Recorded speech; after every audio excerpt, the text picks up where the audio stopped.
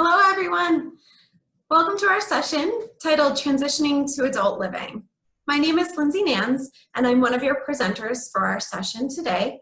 I'm a consultant with the Pennsylvania Training and Technical Assistance Network's Autism Initiative, and I'm going to be joined by three of my coworkers today throughout the session.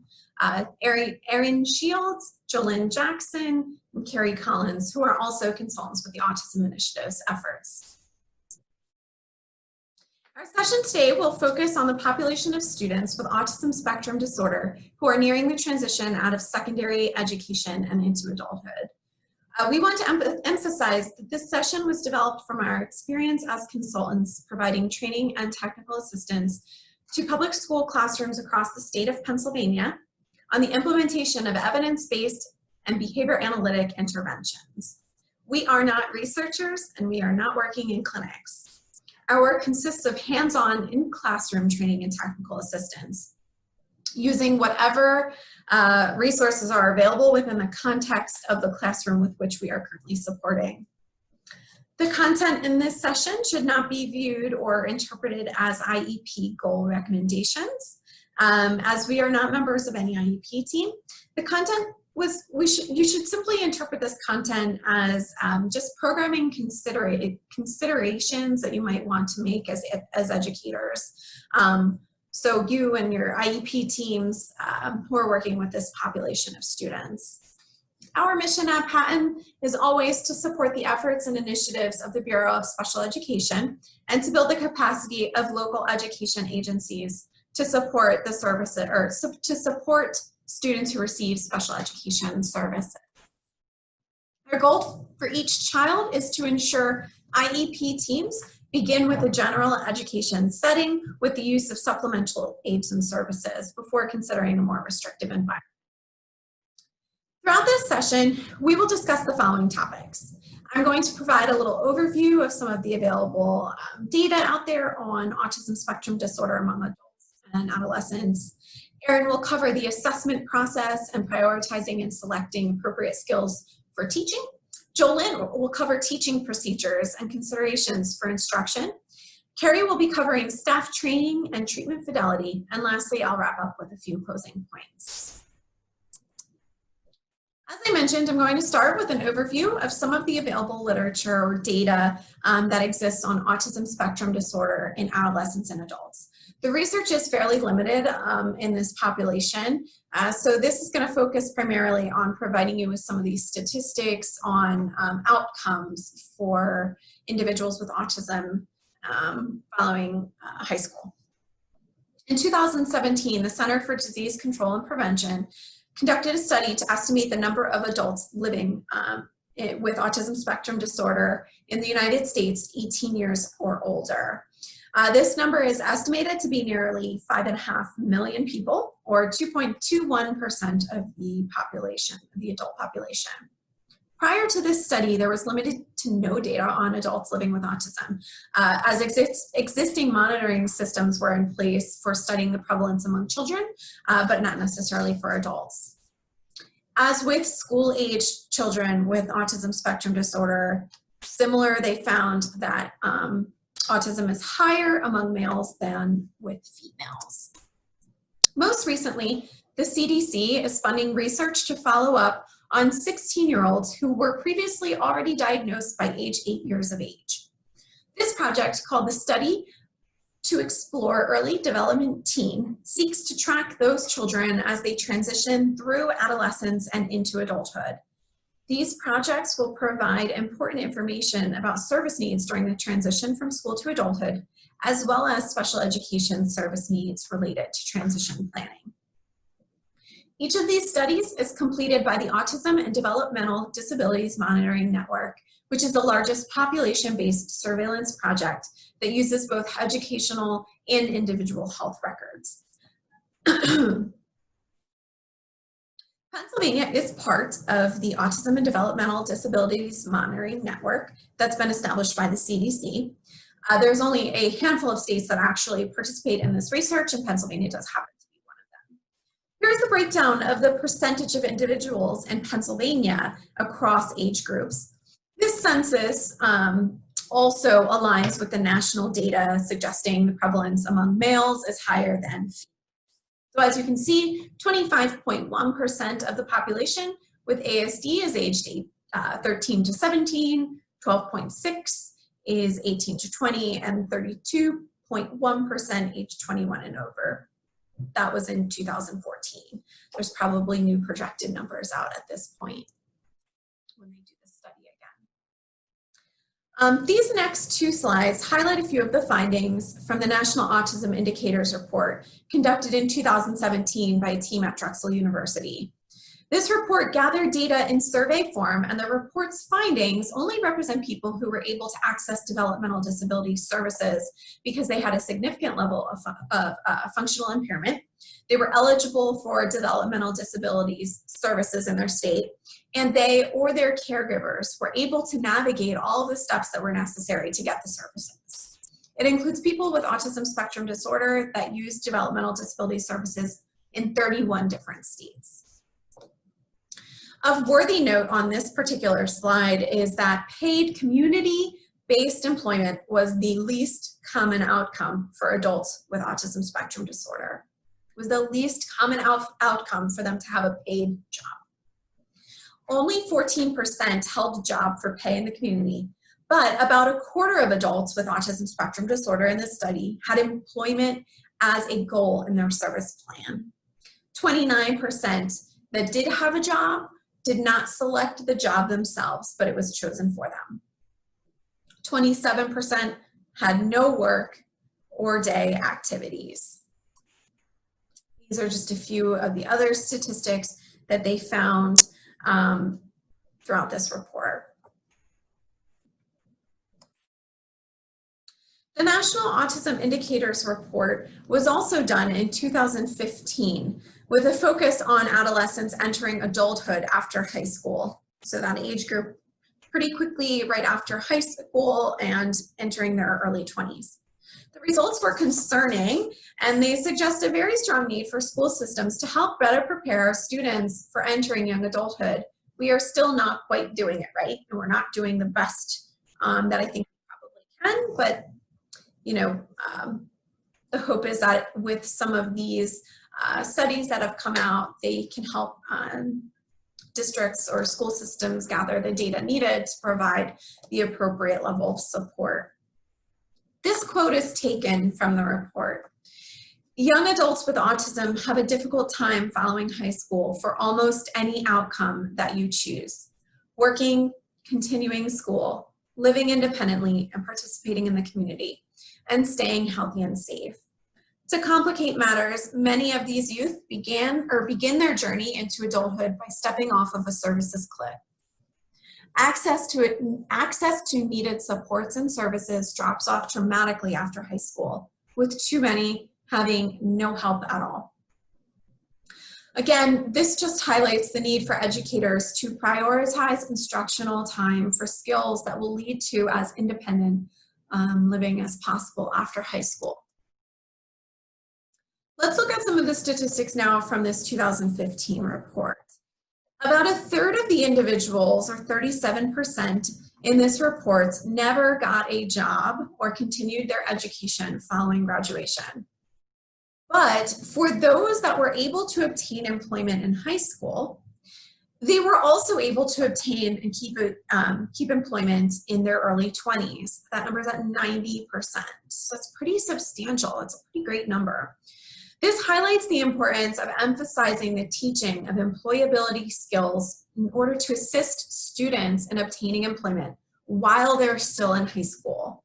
Let's help them establish those relationships with community members, get themselves hooked up with employment while they're in high school, while we have the ability to provide that level of support that's necessary, so that hopefully, it seems based on this data, they'll be likely to keep a job once they are out of high school. The report also discovered that approximately 80% have never lived independently away from parents or caregivers or some other type of supervised living situation. And about a quarter of the individuals never got to be with friends and were never invited to social activities in the community.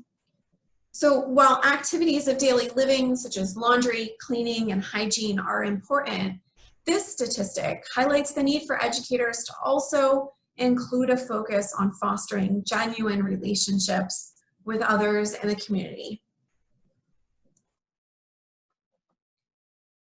In regard to special education supports and transition planning, the federal law, Individuals with Disabilities Education Act, dictates 16 years of age is the minimum requirement for a transition plan to occur or be in place.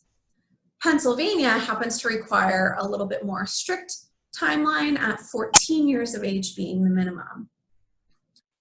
42% of these individuals that were in this study did not have a plan in place by the required age. That's almost half. Additionally, about 50% of families have reported difficulty finding and accessing services while students are in high school. So while they still have access to educators, while they still have access to all of these supports in the school system, 50% of families are still reporting that they are having difficulty navigating the services that they need. Even more concerning is that once the students graduate, that number jumps from 50 to 71% as they're entering adulthood. So we have to help build those relationships and teach. This just also brings to light the importance of including families in everything that you're doing throughout the students' educational plans. Parent training is an incredibly important component to any type of education planning. And so the more that we can teach our parents how to navigate the complicated service system that exists out there while they're still with us in school, the better off they'll be once they do graduate. So moving on to talking a little bit about adaptive behavior skills. These are skills that make living as an independent adult possible and easier. They've also been described as everything that we do that is not purely academic. All of those behaviors, all of those skills that we all take for granted that help us to lead a successful independent life as a member of our community. These adaptive behavior skills are not something that we can assume are present in a learner's repertoire simply based on whether the learners have a robust verbal repertoire or a moderate IQ score. These skills should be carefully and systematically assessed just as we would with any other academic skill. As this study by Duncan and colleagues has discovered, teens with average to above average intelligence had adaptive behavior scores significantly below those of the same age and same IQ. Life skills are not necessarily in a student's repertoire simply because they are very verbal or they have a higher IQ score. We have to make sure that we're carefully assessing all of these skills as well, and we're not just making assumptions based on what the learner looks like on the surface. Additionally, the frequency of instructional opportunities for life skills must be considered. As Dr. Gerhardt described, if a student requires 1,000 trials to learn a particular academic skill, but he's only getting one opportunity a week to practice dining out in the community at 15 years of age, it might take far more years than we actually have available to us for the remainder of their schooling to give that learner the required trials to learn these adaptive behavior skills.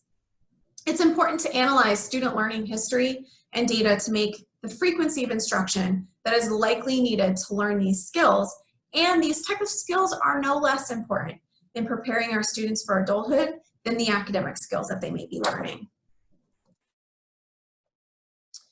An individual's quality of life is affected by each of these components: their beliefs, physical and mental health, safety, living arrangements, employment, and continued education, all of which are connected.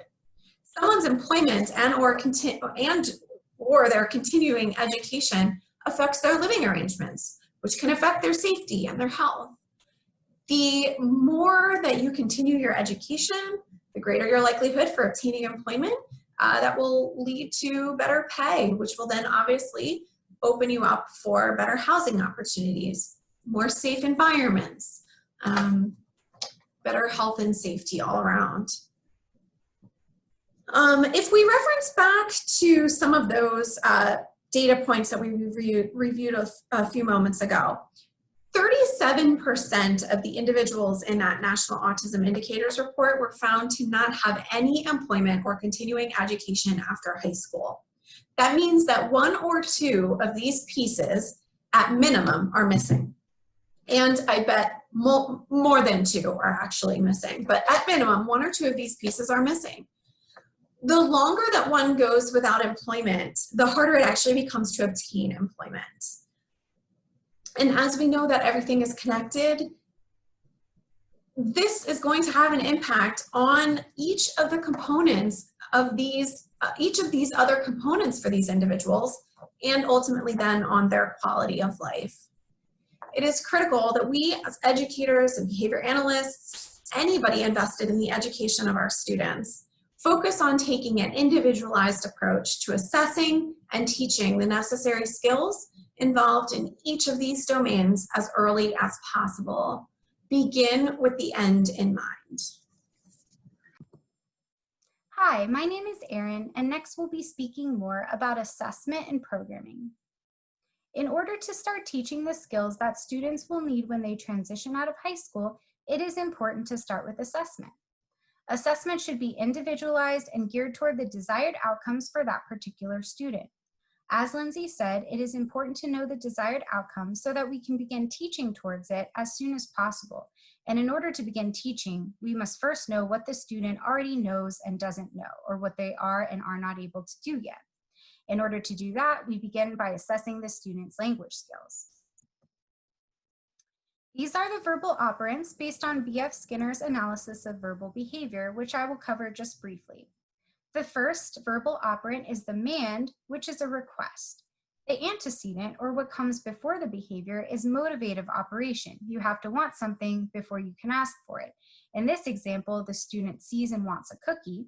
The behavior is verbal behavior. They say, sign, or type cookie, and the consequence is direct reinforcement. They then get the cookie.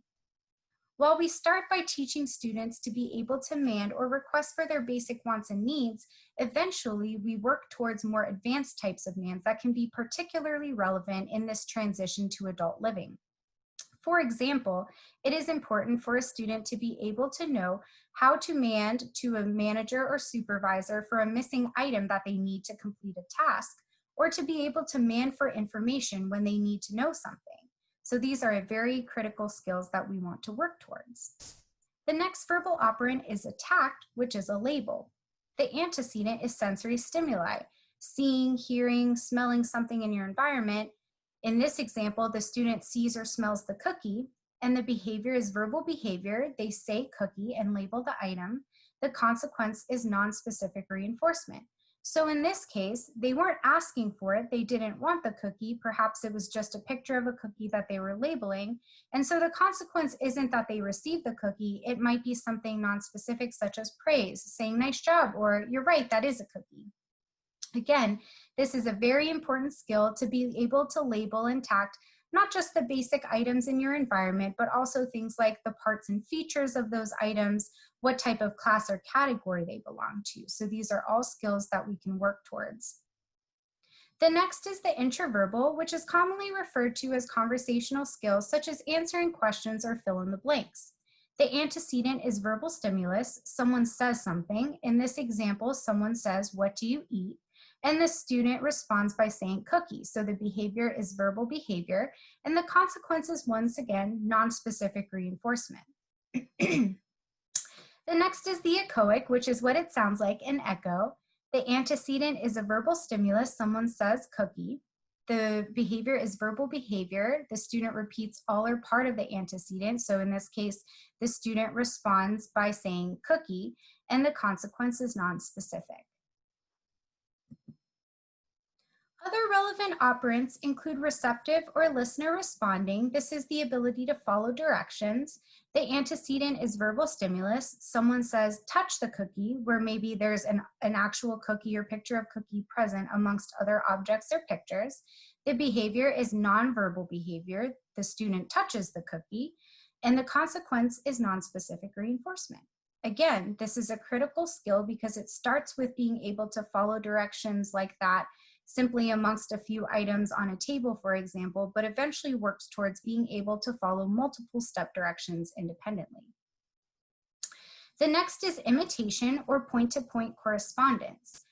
In this case, the antecedent is nonverbal behavior. A person performs an action or motor movement of some kind, and the behavior is nonverbal behavior with point-to-point correspondence. So in this case, the person imitates the same action or motor movement that they just saw, and the consequence, again, is nonspecific. Being able to imitate someone or look at what someone is doing and do the same thing accordingly is, again, a critical skill that can be relevant to job settings, chores, hygiene type practices, etc. And lastly is match to sample. The antecedent for match to sample is nonverbal behavior, presentation of stimuli. Behavior is nonverbal behavior in presence of one stimuli. A second stimuli is selected with shared properties. So this can mean identical or non-identical matching of pictures, objects, letters, numbers, really anything. And the consequence, again, is nonspecific. The following assessment protocols and programs can be used to assess the operants as well as other important skills. Since the purpose of this presentation is not to go into detail on training on each of the individual assessment tools, I'll simply be providing a brief overview, and these assessment tools can be used individually or in conjunction with one another. The first is the VB-MAP, the Verbal Milestones Assessment and Placement Program by Dr. Mark Sundberg. The VB-MAP is a criterion referenced assessment tool and curriculum guide. There are 5 sections of the tool that I'll cover briefly. The first is the VB-MAP Milestones Assessment.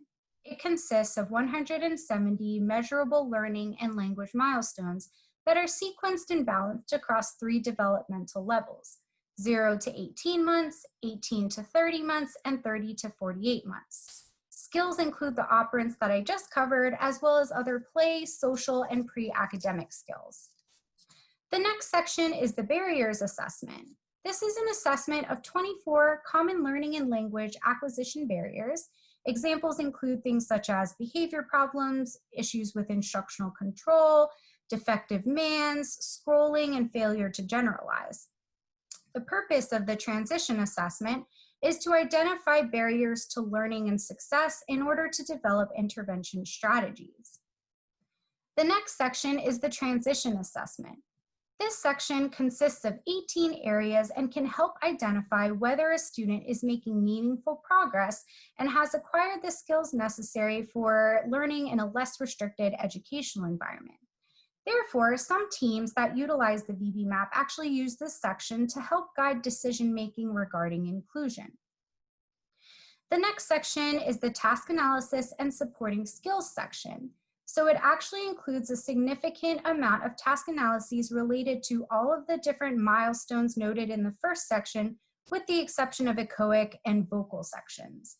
And so it breaks down how to teach the milestones in smaller steps, as well as supporting skills. The last section is the Placement and IEP Goals section, which provides guidance on how to develop IEP goals and team decisions regarding the information that you get from the assessment. The next assessment is the ABLS, the Assessment of Basic Language and Learning Skills by Dr. James Partington. This assessment is also based on principles of behavior analysis and B.F. Skinner's analysis of verbal behavior. It is also a criterion reference assessment tool and curriculum guide. It can also track skills and progress for individual students over time. And both the VB-MAP and ABLS have score sheets or grids that actually show visual documentation of progress over time that can be useful for teams and families. In the ABLS, there are 544 skills from 25 different skill areas that most typically developing children acquire before kindergarten. There is the Basic Learner Skills Assessment, Academic, Self-Help, and Motor Skill Assessments as part of that section.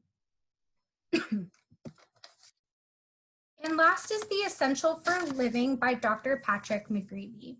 This is also a criterion reference assessment and curriculum guide. So all three of these assessments can also be used to help guide programming and teaching.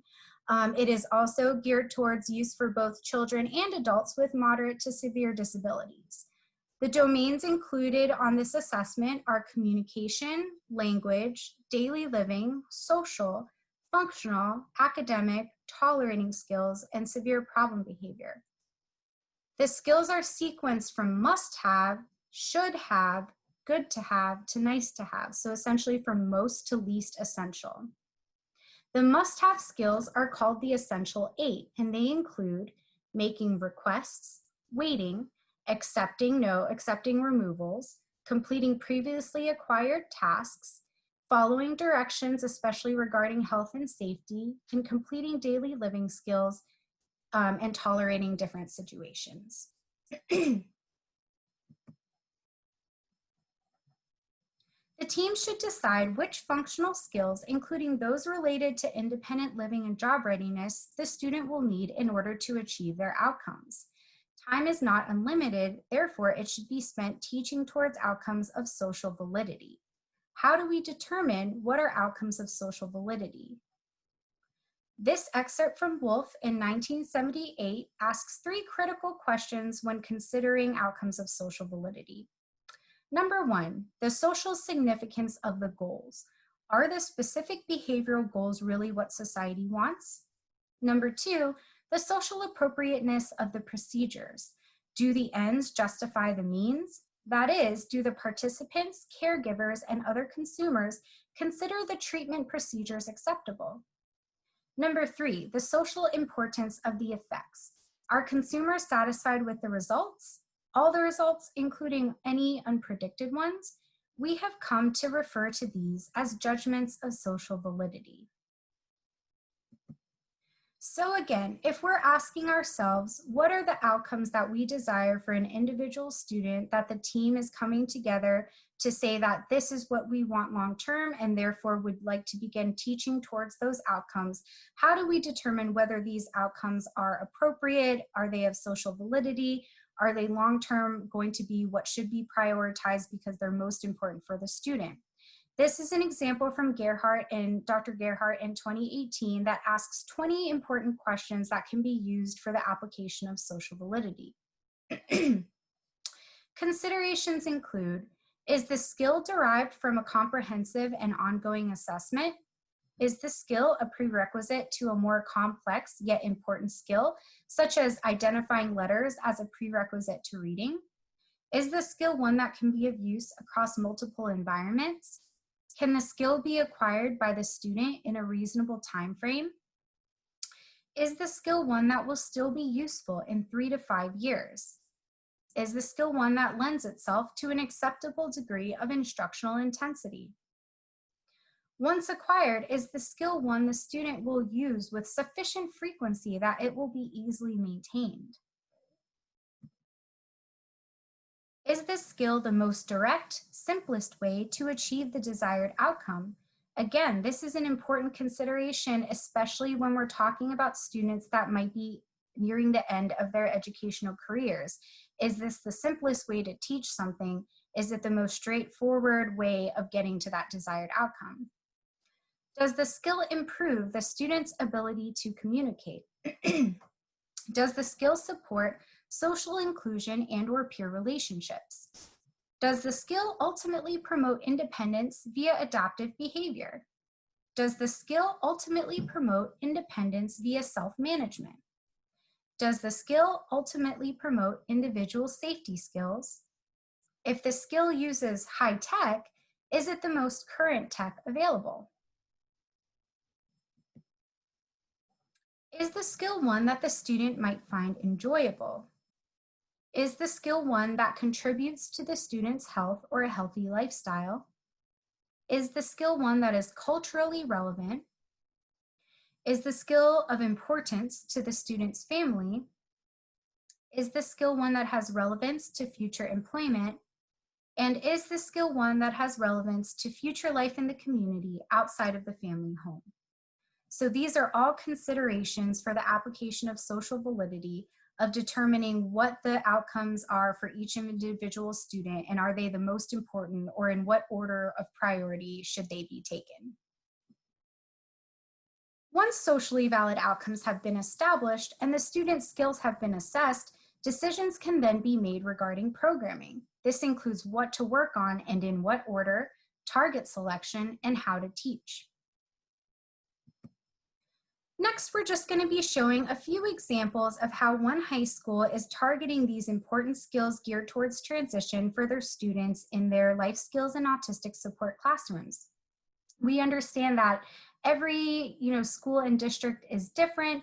This is simply meant to be one example. The following slides depict 3 rooms in Gateway High School, a public high school in the Pittsburgh area that have been designated for teaching functional activities of daily living and pre-vocational skills. The first space is called the apartment, and it is a large classroom space that has been converted to resemble a large studio apartment. It may be a little bit hard to see in these pictures, but there is a designated kitchen area that's a fully functioning kitchen with a refrigerator, oven, stove, microwave oven, and several appliances, as well as dining room tables and chairs. There is a mock bedroom area, leisure area, bathroom area, and laundry area. So they have the opportunity to practice a wide variety of skills that will be needed for independent living. Functional and independent living skills that are taught in the mock apartment include cooking skills. This can include sorting groceries on the shelves and in the refrigerator, cooking activities that may involve following recipes, utilizing the working microwave, stove, and oven, setting the table, and eating.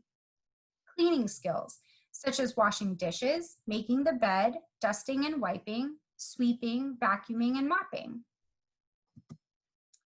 Laundry skills, such as sorting clothes, utilizing the working washer and dryer, folding and hanging clothes. Hygiene, utilizing the bathroom area, sink and mirror for brushing teeth, washing hands and face, combing hair, and shaving. And leisure activities, such as utilizing books, magazines, TV, video games, and social time with peers. So there is intentional time set aside to work towards students being able to appropriately enjoy leisure activities both by themselves and with other people. The next area is the school store, which is a small corner where they sell school and district paraphernalia and school supplies, and students also have the opportunity to work there as well. Pre-vocational skills that are taught in the school store include inventory, tracking inventory of supplies, stocking shelves and hangers, marking prices, and customer service tasks, such as greeting customers, providing assistance, and checking out. Last but not least, Gateway's teachers were actually able to obtain a grant to build a real coffee shop in the halls of the high school. You may be able to see in the bottom picture, it is structured like a real cafe that you would find in the community, complete with counters, dining and seating areas, and coffee machines and materials. Pre-vocational skills that are taught in the coffee shop include inventory, tracking inventory of supplies, stocking shelves, marking prices, customer service, such as greeting customers, providing assistance, providing recommendations upon request, which I can personally verify because I've had some great recommendations made to me by the baristas at that time, checking out and printing receipts. Money management, taking money, entering it into the register, giving correct change, and balancing the cash register at the end of shifts. Production, such as following orders or being a part of an assembly line that puts together drinks and making beverages according to specifications. And lastly, cleaning. Cleaning and disinfecting coffee machines, wiping counters, tables and chairs, and sweeping floors. And with both of these areas, something that is worked on is professionalism. Clocking or signing in and out, putting on uniform hat and apron, hanging up personal items, working with the manager and coworkers as part of a team, and completing tasks fluently and under pressure during rush periods. Just like another coffee shop, any other coffee shop that you would visit, There are definitely times of the day that get busier, and so it is important that the students learn how to be professional during those times. Currently, the coffee shop is just open to students and faculty during certain periods of the day, and the schedule is posted, and people come in and place their orders, pay, and go on with their day. However, there has also been discussion of whether it would be possible to open the coffee shop during specific periods or days of the week to the community with security, of course. And so eventually they would be looking at how to take this to a community level.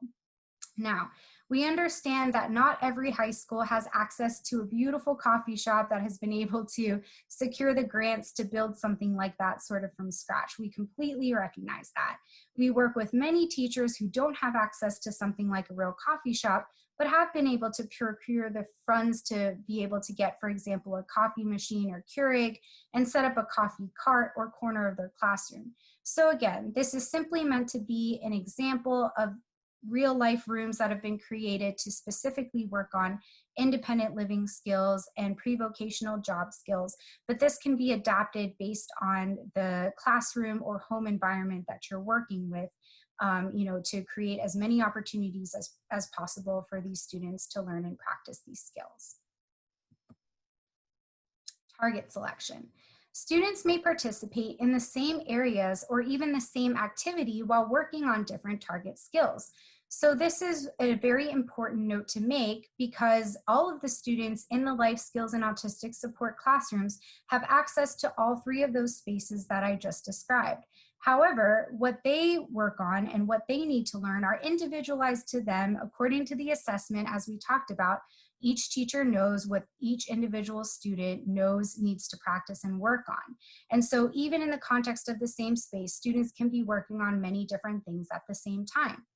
For example, it's common to walk into the apartment space and find that one student is working on more advanced activities if they have more advanced language skills, such as, for example, following a recipe and cooking on the stove, being able to follow multiple steps to complete more advanced skills, whereas another student might be working on basic hygiene and adaptive behaviors, might even be working on simply the motor movements needed to open a cabinet or wipe a table. Similarly, all of the students have access to the coffee shop but are working on different things. Again, students with more advanced language skills might be manning the cash register, counting money, giving change, and working on customer service or more complex drinks. Whereas other students are simply working on the motor movements needed to pull a coffee cup from a stack, to wipe the tables down, or the basic social skills of greeting or manning for one item at a time. And so within the context of these areas, or even sometimes the same activities within those areas, whether those are job related or cooking, group cooking activities or net lessons, they can be working on different target skills.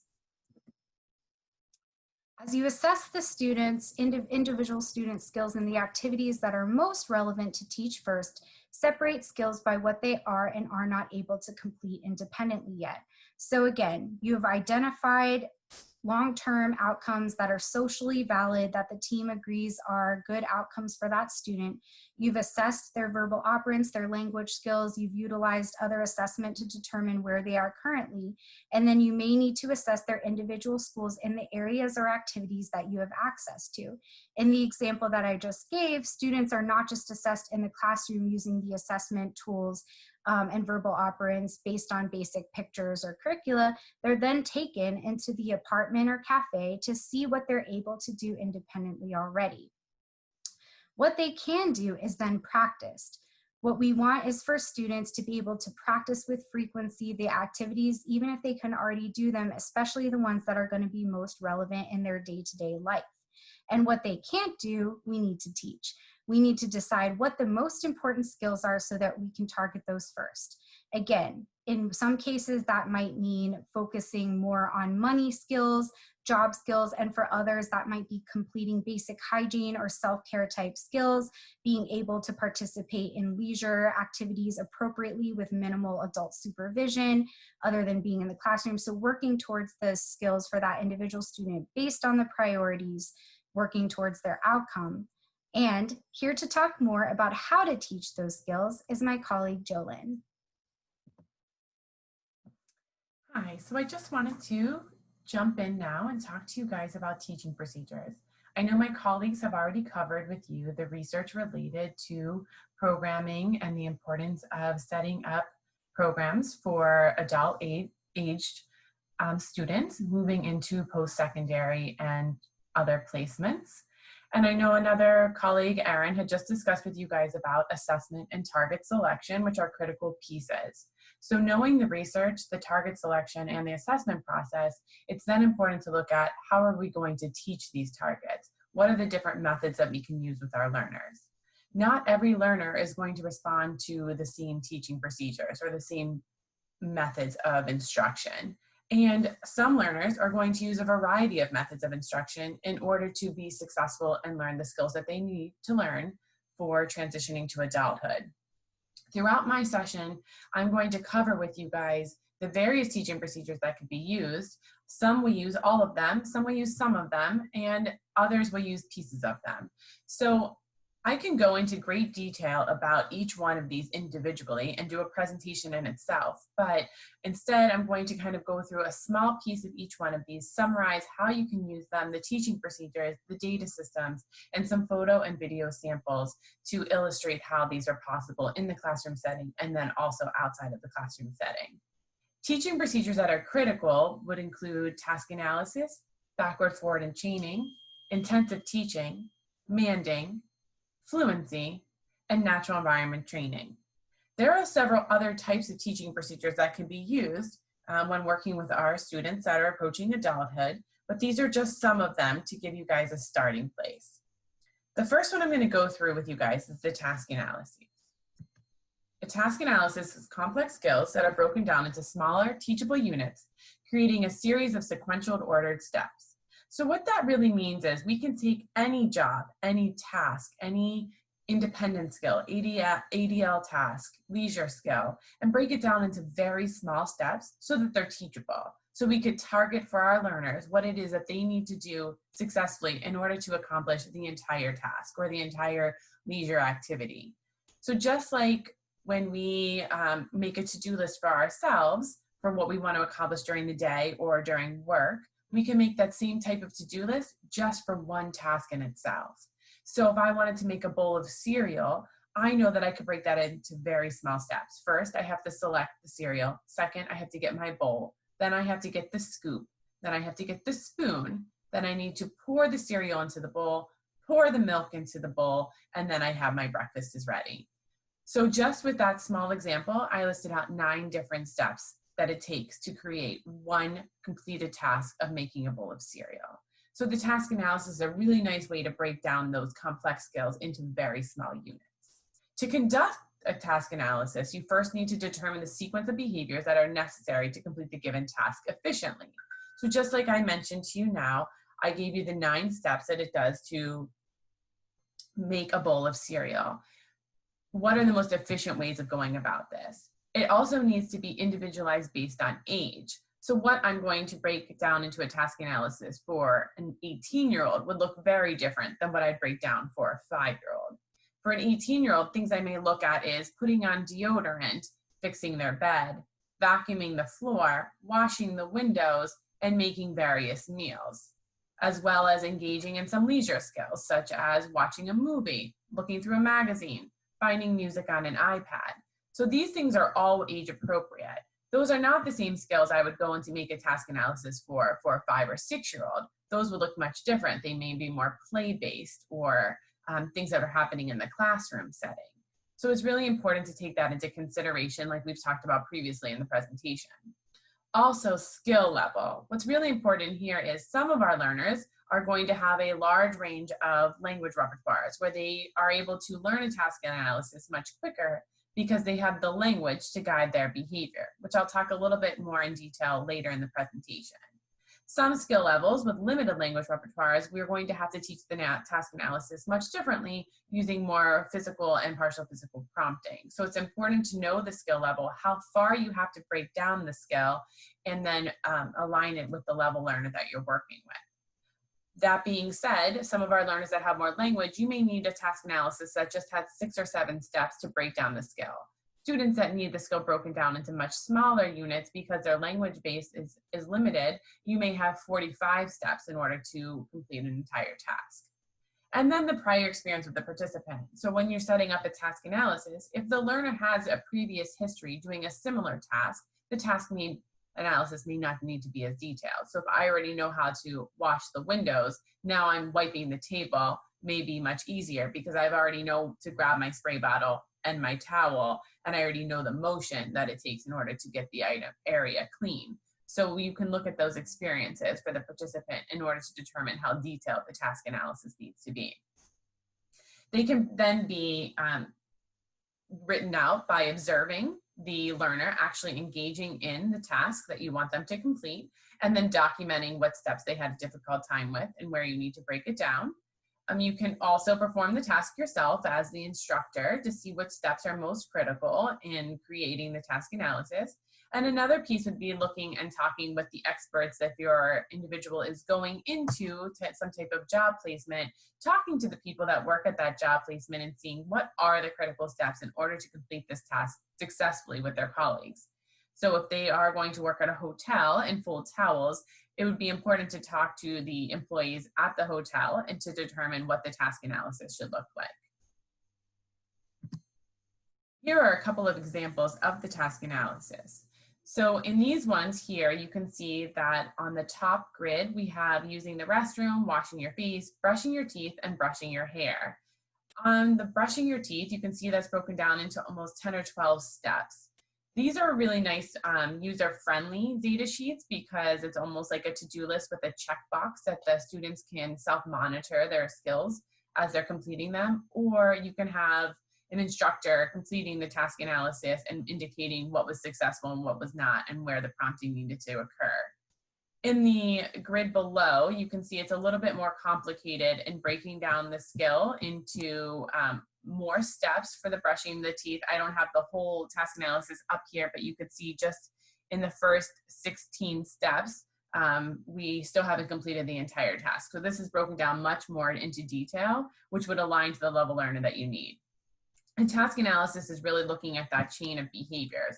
One behavior is the SD and the response for the next behavior to occur, which then occurs as the reinforcer, which is the SD for the next response to occur. So it's this chain of behaviors put together to create a complex behavior skill to be demonstrated.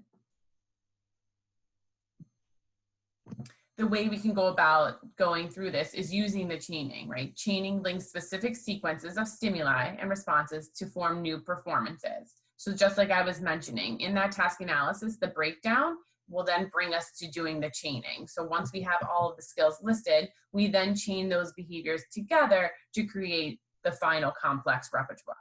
Teaching behavior change is important to increase independent skills. We want our learners to see that the completion of one step leads us to the next step, which reinforces us to then go to the next step to then get to the terminal behavior. Chains can be linked together to form the most complex repertoires. There are various ways to go about using chaining to teach the skills that we need to teach our learners. There's forward chaining, where the behaviors are taught in their naturally occurring order, such as if I want to teach someone to make a bowl of cereal, then I would teach it in the order in which they need to do so. So first, we select the box of cereal. That would be the first behavior that I would want them to become independent with, and then I would assist in the remainder of the chain for the student to be able to complete it. Total task chaining is a variation of both forward chaining, in which the learner receives training on every step within the session. So I provide prompting throughout when they need it during the chaining sequence. In the forward chaining, I first start with the one that they need help with, and then prompt them through the rest. The total chaining, I assist throughout. Backward chaining, all the behaviors are initially completed by the trainer, except for the final behavior in the chain. So for example, in making the bowl of cereal, if my final step was pouring the milk, then I would make sure that the student, I help them throughout the process, and then the final step of pouring the milk, the student would do with lesser prompting or independent, because that was the step that they had mastered. Once that step is mastered, we go backwards through the chain to teach it. So the part of the backward chaining is that final step is done with more independence and then change backwards, where the forward is done in the opposite way. And often people will ask what chain to use. The comparisons have not really shown that one is more effective than the other. It's really going to depend on your learner. And even still with that, just because one skill was taught backward chaining for a learner, it doesn't mean that all of their skills need to be taught that way. It's really once you observe the learner and you see how many steps you need to break it down into and how much prompting they're going to need, would then be a better way to determine which chain you're going to use for which different task. An example here is how you would set up maybe an independent work task using this chaining and task analysis procedure, where you would first find all of the tasks that the student has already mastered. So they already know how to complete a math worksheet, they already know how to complete the reading worksheet, and they already know how to stuff the papers into the envelope.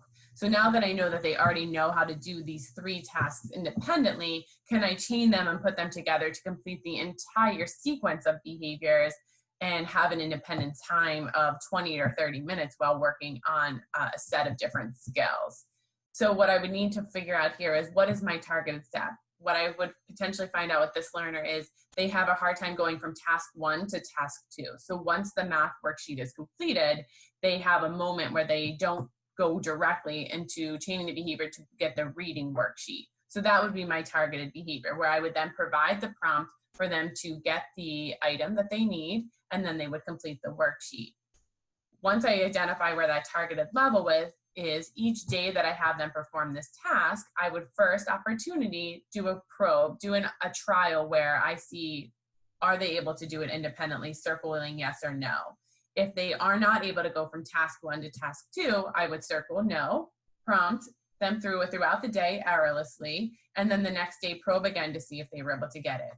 Once the student was able to go from task 1 to task 2 without the prompt with yeses, I would then consider that step mastered and move to the next step in the chain that the student needed assistance with. Once they're able to do it 3 consecutive days at 100% mastery, that's when you move to the next step. This is really important to remember, and that throughout the day, when you have other teaching opportunities, you teach it errorlessly. You go right in with that prompt that is needed. The prompts that are best using in any of these sequences would be using a physical prompt. Sometimes people want to rely heavily on vocal prompts or gestural prompts because it seems more natural. What we have found is that the students actually become very dependent on that prompting style, because they look to the instructor to see what they should do next, or they wait for the instructor to provide the vocal prompt or the gestural prompt.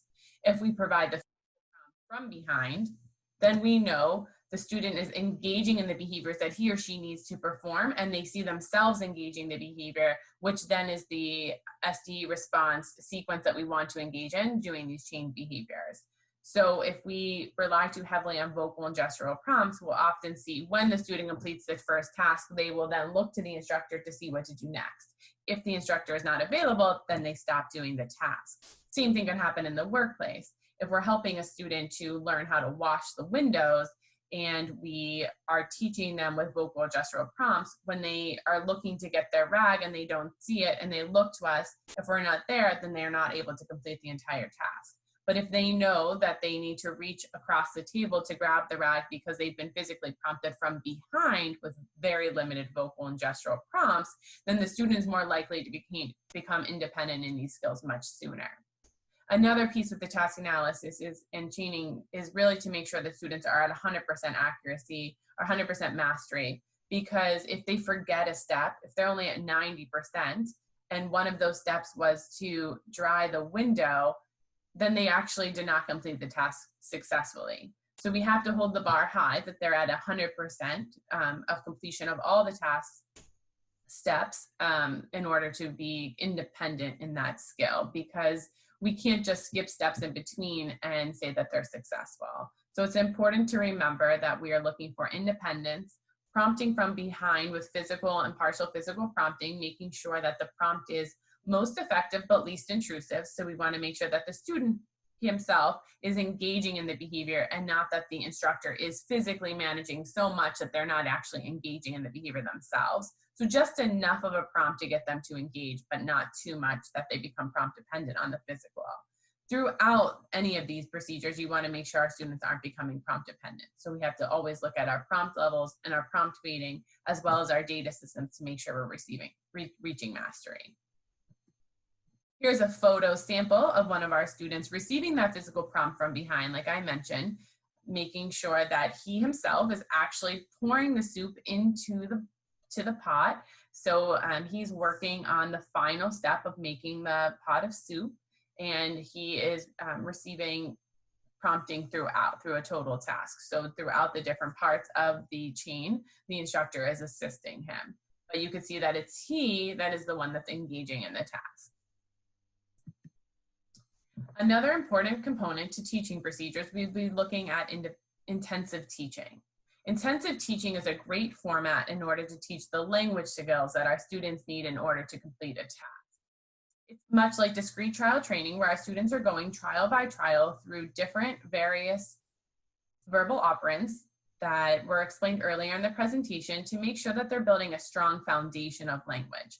It's much easier to complete a task if you have the language to support the task that you are completing.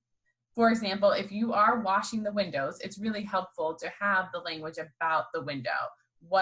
Do they know that it's called a window? Do they know how to identify that it's a window? Do they know that it's called a spray bottle? Find the spray bottle. How to use the spray bottle with the imitation repertoire. So it's really important if we can teach all of these component skills within intensive teaching and then transfer it later into the natural environment, which I'll talk about later in the presentation. This is really going to give our kiddos the most foundation for being successful and independent quicker than relying too heavily on running a lot of prompts from behind using different chaining procedures. Not that one is more effective than the other, but just remembering that we have to use our various tools in order to have success. When running intensive teaching, we use errorless and error correction teaching procedures. In errorless teaching, we follow the sequence of prompt, transfer, distract, check.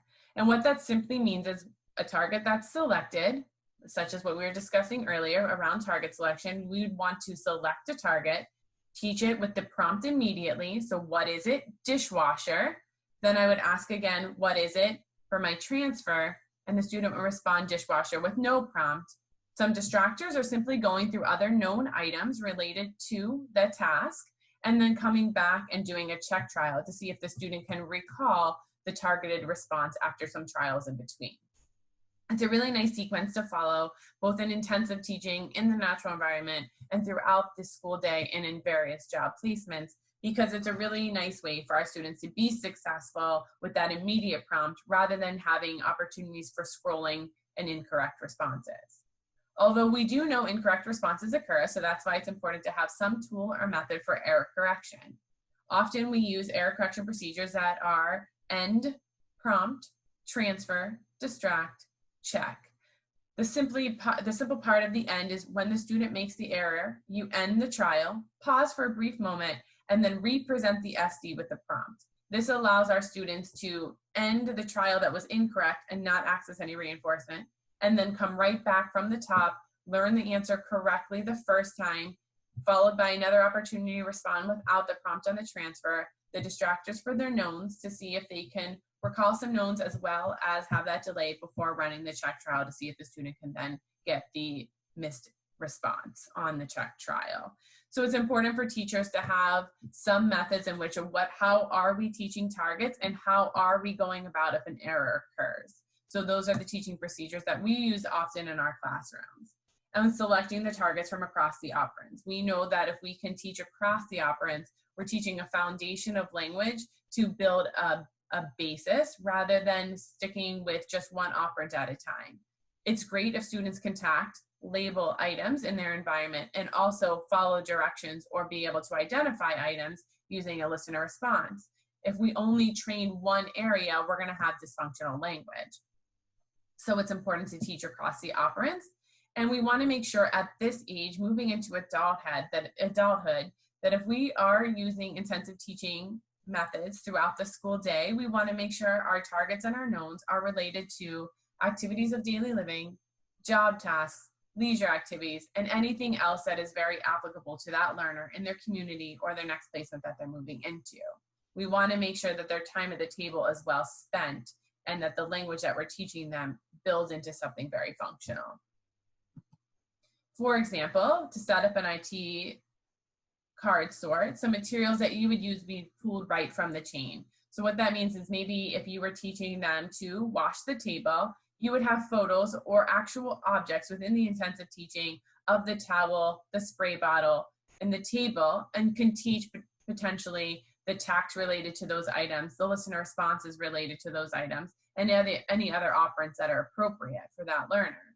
It's also helpful to teach motor imitation skill sets within the intensive teaching format because it's an opportunity to really break down the skill to mastery, to making sure that the student understands the movement.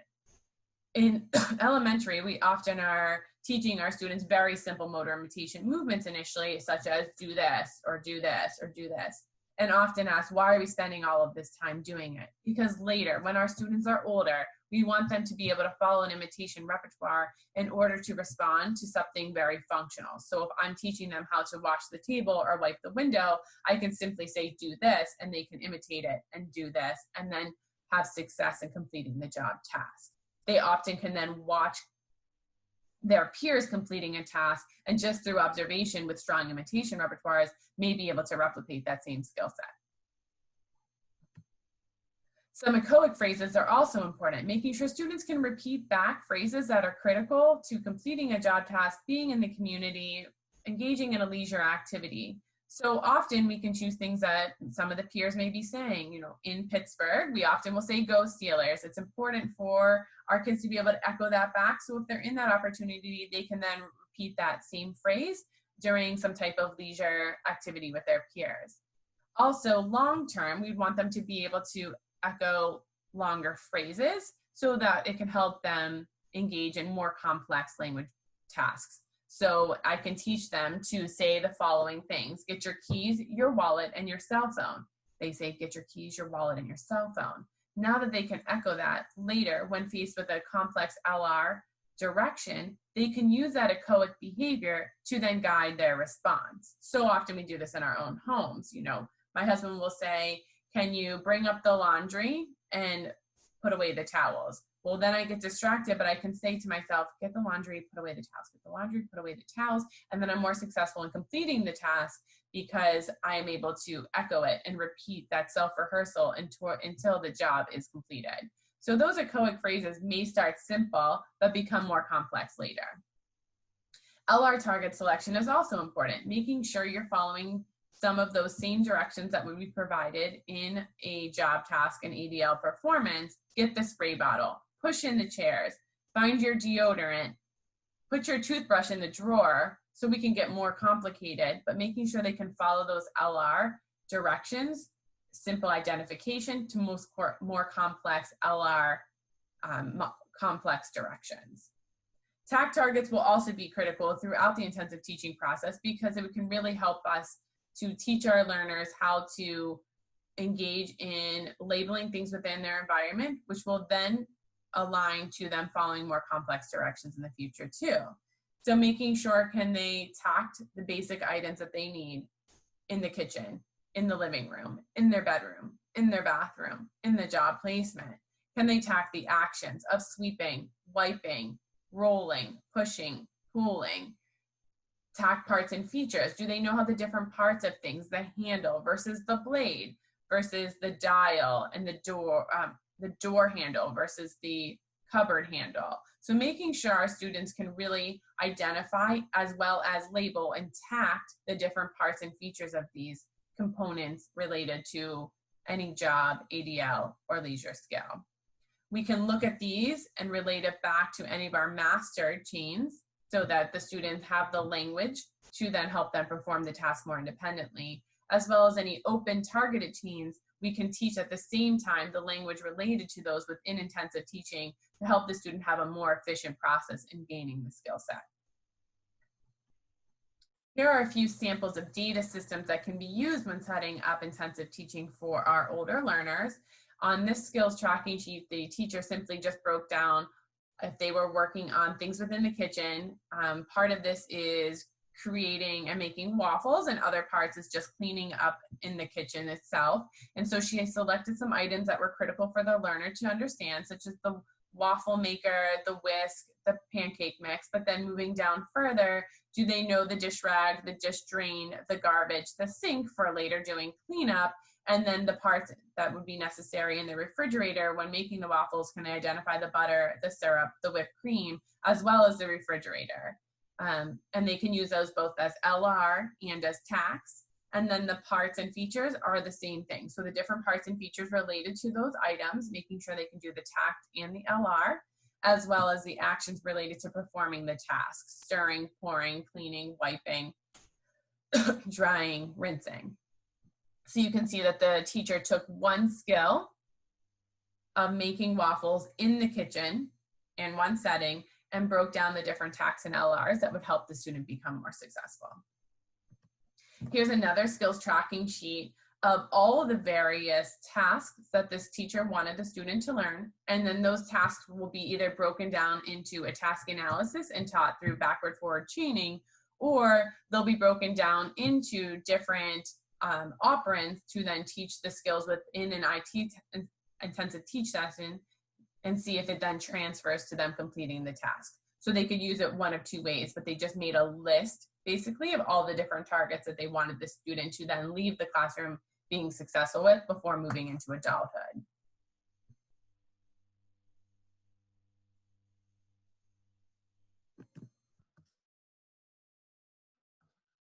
I'm now going to show you guys a couple of videos to illustrate the intensive teaching process using targets and knowns throughout this session. I am also going to show videos across different level learners to illustrate what you would do with some students that have more advanced language and other students that have a limited language base, but still keeping it age appropriate to help build on ADL, jobs, and leisure skills. In this first video, I will show you guys a sample of a student running an intensive teaching, learning about the parts of a bed and multiple exemplars of other types of bed as distractors. Let's take a look.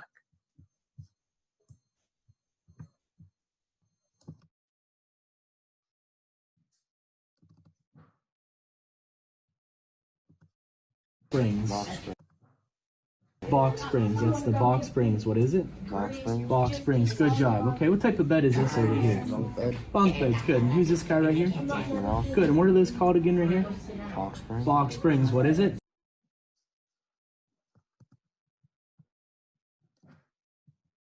So as you can see in that video, he did the prompt, transfer, distract, check, and the errorless teaching that I talked about earlier with the teaching procedures for intensive teaching.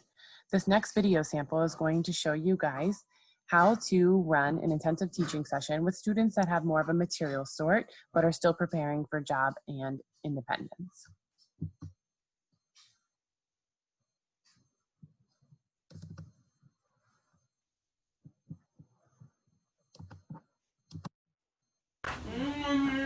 Good, Kevin. Do this. Do this. Hey, look at me. Nice. Undo. Focus. Thank you. Give. Very nice.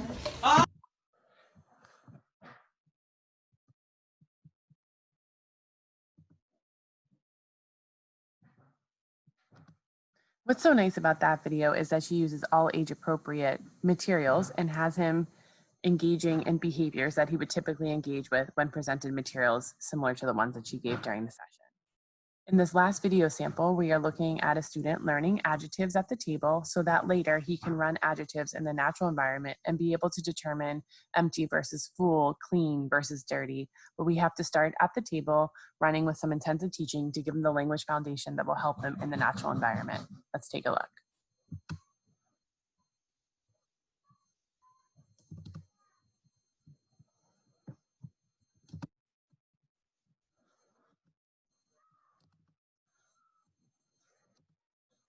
Touch the raisins.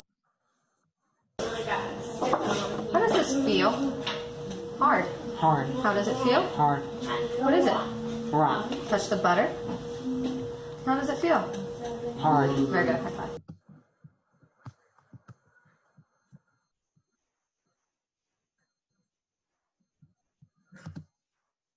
So as you can see in that video, she also ran an errorless teaching trial for the adjective hard, and then ran other knowns that were relevant to the learner. All of these intensive teaching sessions are a great way to teach the foundation language skills that are needed for other areas in the natural environment to build skills for jobs, ADLs, and leisure skills. Another critical skill to teach for our learners would be manding. Manding is commonly known as a request. A mand is a verbal operant that is controlled by motivation and specifies its reinforcement. Motivation is the result of changes in the environment. So for the mand, the antecedent is motivation, the behavior is the student's response and request, and the consequence is direct reinforcement, the student getting the item that he or she asked for, or the answer that he or she is looking for. So remembering the mand is critical because it directly benefits the speaker. It allows access to the items and actions that are reinforcing and needed for the learner. The strong mand repertoire is critical. Complex manding skills are integral parts of social skills. If we can't request our basic wants and needs and then have more complex language later, it's really going to interfere with our ability to have social skills, which is critical to have when moving into adulthood for job skills and leisure skills with peers and colleagues. It competes with problem behavior. If we can request our basic wants and needs and even more complex requests such as asking for items that are missing or asking for information that we need, then we are less likely to engage in problem behavior because our needs and our wants are being met by our peers, our colleagues, family, friends, and instructors. It's a critical skill to help students request their wants and needs to complete the tasks, jobs, and ADLs, as well as expand into later social skills with peers. If we're completing a job task and we cannot find the spray bottle, it's critical that we are able to ask where the spray bottle is in order to complete our job task. If we're engaging with our peers in social skills and working on completing a complex Lego design, we need to be able to ask the peer, do you have the black piece with the 8 dots? Or if you're working with a peer and enjoying a game on the Wii, can they ask the peer to pause the game while they go get a drink of water? If they're not able to engage in these different mand repertoires, it's going to be very difficult to have success in our ADLs, jobs, and leisure tasks. One of the main skills for our adult learners is really looking at mands for missing items. This is critical because so often we're faced with having to problem solve when we don't have the items that we need in order to complete the task. So the prerequisite to teaching mands for missing items would first making sure that the students can man for the items when they're present. So when I have the spray bottle on the table and I withhold, can the student ask for the spray bottle while it's present? If they need help wiping the table, can they ask me to wipe the table for them as the action? So while I'm there and it's present. If they don't have those items when it's present, it's going to be very difficult to teach for the missing items. We want to make sure the items that they have mastered, they've mastered across people, settings, and various exemplars, and that they have the tax of those items. So one, they can ask it when motivation is present and they need or want that item, but can they also label those items in the natural environment or in the classroom setting, so that way we know that when the item isn't present, or if they see the item, can they tact it? This is important for teaching the mands for missing items. The mands for missing items, the motivating operation considerations to consider is this is a CMOT, condition mode of operation transitive, where the motivation for the specific reinforcer temporarily establishes the value of something as reinforcing that learner will likely to man for. So what that simply means is, if I'm washing the table and I can't find the spray bottle, I would then mand or request the spray bottle because it's missing in order for me to complete the final task of wiping the entire table clean. Instructors will need to be sure that completing a preferred or non-preferred task is valuable to the extent that they will then want to complete the task if the item is not present. It will evoke the behaviors for the learner to serve that missing item, meaning that motivation will be present in the man frame. So often, our kids maybe do not care about washing the table, but they know that at the completion of washing the table, they then have time on their iPad, then the motivation to complete the task is more valuable. So sometimes we have to set up the terminal reinforcer to increase the motivation to request the item that is missing to complete the task. If we know that brushing our teeth will then lead to breakfast, and breakfast is a reinforcing time of the day, then when I can't find the toothpaste, I'm more likely to demand for the missing item of the toothpaste when it's not present, because I want to then go downstairs and have breakfast. So you may have to set up scenarios in a way that the terminal reinforcer later is what serves as the motivation to ask for the missing item within the task. Why it's important that the student could then tact for the item throughout the day and in various settings is because if the item is not present, the best prompt to use would be to flash prompt the item, and the student's tact would then elicit them demanding for the item. What I mean by that is if I need them to make a bowl of cereal and the item that's missing is the spoon, what I simply would have to do is flash up the spoon. The student would then say spoon, or can I have the spoon, depending on their level of language, and then I would be able to deliver the item without having to provide the echoic prompt for the learner. At this point, their tact should guide their behavior when demanding for the missing item. Each component skill associated with the task or activity should be mastered when running demands for missing item. It's hard to ask for the item that's missing if you're not already successful at completing the entire task, either through the task analysis chaining procedures or something related to intensive teaching. Because if I don't know that I need the spoon and the spoon is missing, then I'm probably not going to ask for the spoon. So you want to make sure the entire task is mastered before either sabotaging for a missing item or a missing item happening in the natural environment in order for the student to be successful. You want to begin training in the context of the reinforcing activities and, of course, considering age appropriateness. So I would want to make sure that when I'm working with a student moving into adulthood, that making the bowl of cereal is age appropriate, and them knowing that it's called a bowl and a spoon and the milk and the cereal are all critical skills and all items that can potentially be missing for problem solving. But I may not teach that same adult playing with the dollhouse and some of the furniture is missing, because that would not be age appropriate or potentially reinforcing for that learner. As mentioned before, ideally having the tact prompt is best because the vocal prompt is not ideal. It can really lead to more prompt dependence and may be an indicator that the student is not potentially ready for MANs for missing items, may need more training in the tact as well as more training for basic MANs. You want to be able to select multiple targets associated with one activity. So if I'm making the bowl of cereal, I would want to make sure as much as possible that I vary what item is missing in the training phases. So sometimes the spoon is missing, sometimes the bowl is missing, and sometimes the scoop for the cereal is missing. That way the student is engaging and completing the task and then problem solving throughout. It's important that you don't always have the same item missing, because then the student will then just rotely respond spoon without engaging in the problem solving of looking first to see if the spoon is even available. So we don't want them to just predict what item is missing that day or that week or for that target. So you want to make sure you vary the targets throughout the missing item activity. And some days, maybe nothing is missing from that task so that they complete it successfully. It would become very frustrating if every time you tried to complete a task, something was missing. So you want to make sure that's varied in a natural way. If the item is not there and you want to make sure that the motivation is building, you also want to make sure that the student begins in seeking to see if they can find that, to engage in that problem solving independence, because we don't want them to become reliant on, I don't have it, so then I just pause and I wait. We want to make sure that they first notice that something is missing, they seek it. If they cannot find it independently, that's when they should engage in the demands for the missing item. And then eventually moving this all into the natural environment so that it's not becoming too rigid or rote within different sequences in the classroom.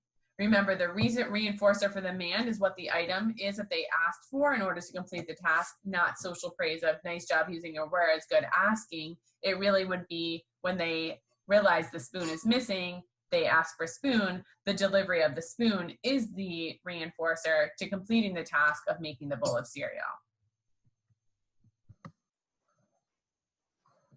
I'm now going to share with you guys a video of a student demanding for the missing items once he's already mastered the chain of completing making coffee in the classroom with all steps mastered. And now the teachers can sabotage the chain by taking away items that he previously knew where they were, and now he has to man for those items when missing in order to complete the job task. This is a critical skill because he is now able to problem solve when completing the task rather than not being able to complete the task at all. Using the skill set to man for the missing item will allow him to still complete the chain that he had previously mastered. Let's take a look.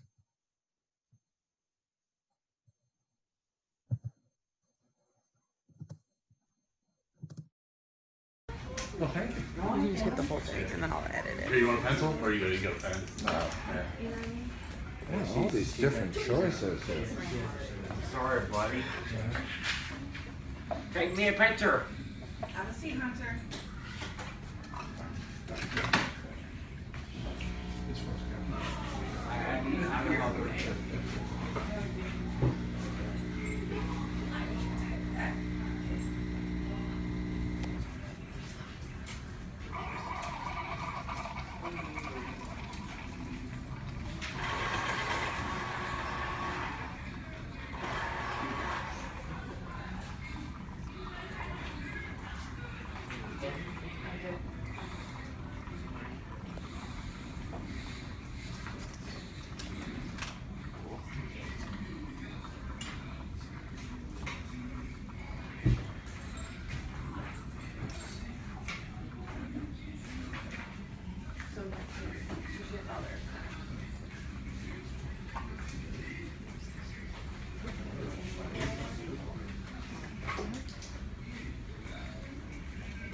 Especially Gretchen. I can't find the creamers. What are they on your?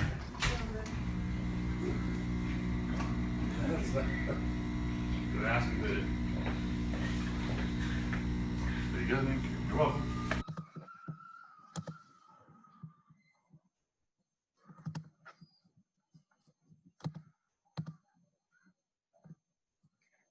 What's so nice in that video is you're able to really watch him seek for those items, and then when he was not able to find them independently is when he asked for the creamers.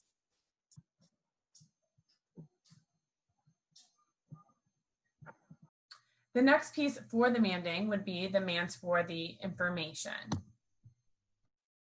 So prerequisite for mands for information is that they already engage in a variety of basic mands, items, actions, as well as missing items, and that they can learn different tact trials with different tact items within a few trials. So we really make sure at this point that the student has a strong repertoire of both mands and tacts, and that they're fluently using them throughout the day across settings, across environments, across people, and as well as different exemplars, and that they can learn them pretty fluently. It's important that students can mand for information because really we want them to be able to get their needs met by asking the questions that they need. And the question is the mands for the information. The answer is really what's reinforcing the student, not the item in itself. So mands for information is defined by verbal behavior controlled by the motivative variable, CMOT, that has established a particular type of verbal SD as the reinforcer. So it's the information that they're receiving that is the reinforcer for the mands for the information, because it evokes the behavior that the reinforcement produces. So for example, if someone needs their headphones, they can go to someone else and say, who has the headphones? The information is provided. Mrs. C has your headphones. And then the student then walks to Mrs. C and gets the headphones.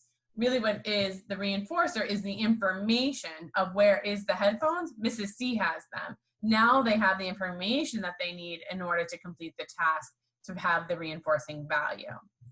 Programming more than one question at a time is really helpful and to teach across a variety of contexts, because we don't want our students to just constantly ask who. We want to make sure that they can go between who and what and which and where initially. Later we get into how and why, but that's not until later when we have more complex language related to perspective taking and more problem solving skills.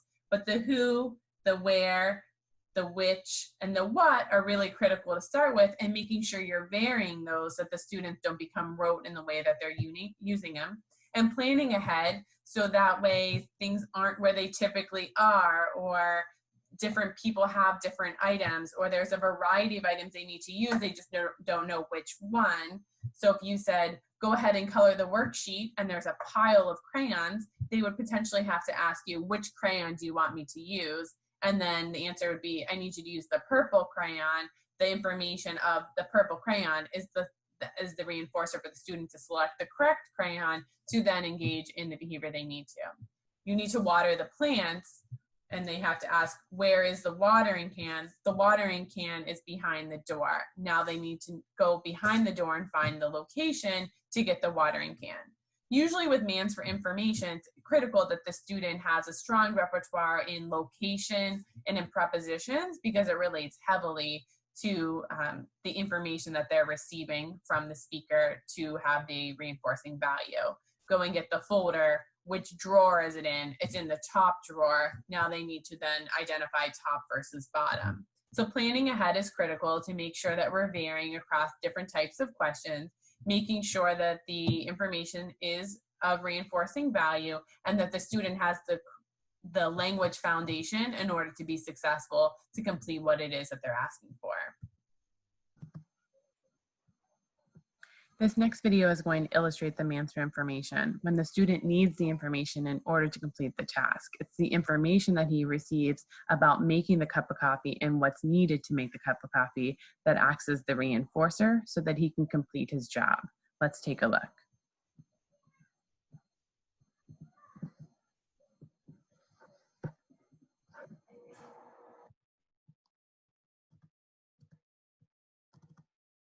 Black, please. No cream or sugar. No cream or sugar. Just the coffee. I know. It's a weird thing in this room. It's okay. Just coffee. No cream and sugar.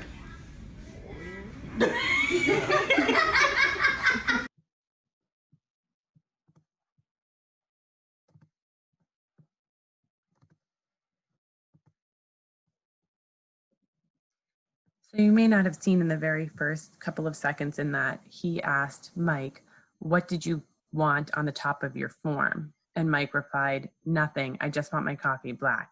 But he had to ask for the information because he thought the form was incomplete and he didn't know how to fill the coffee order. So that information was what brought him to be able to complete the task. Moving on, it's important to think about now that students can complete tasks, they have the language about the task. They can request their wants and needs related to a task for job training, ADL, leisure skills. Those are all critical components for teaching procedures related to moving into adulthood. Another critical piece would be the idea of fluency. Yes, we can complete a task, but if it takes us forever to complete the task, we're not going to be successful.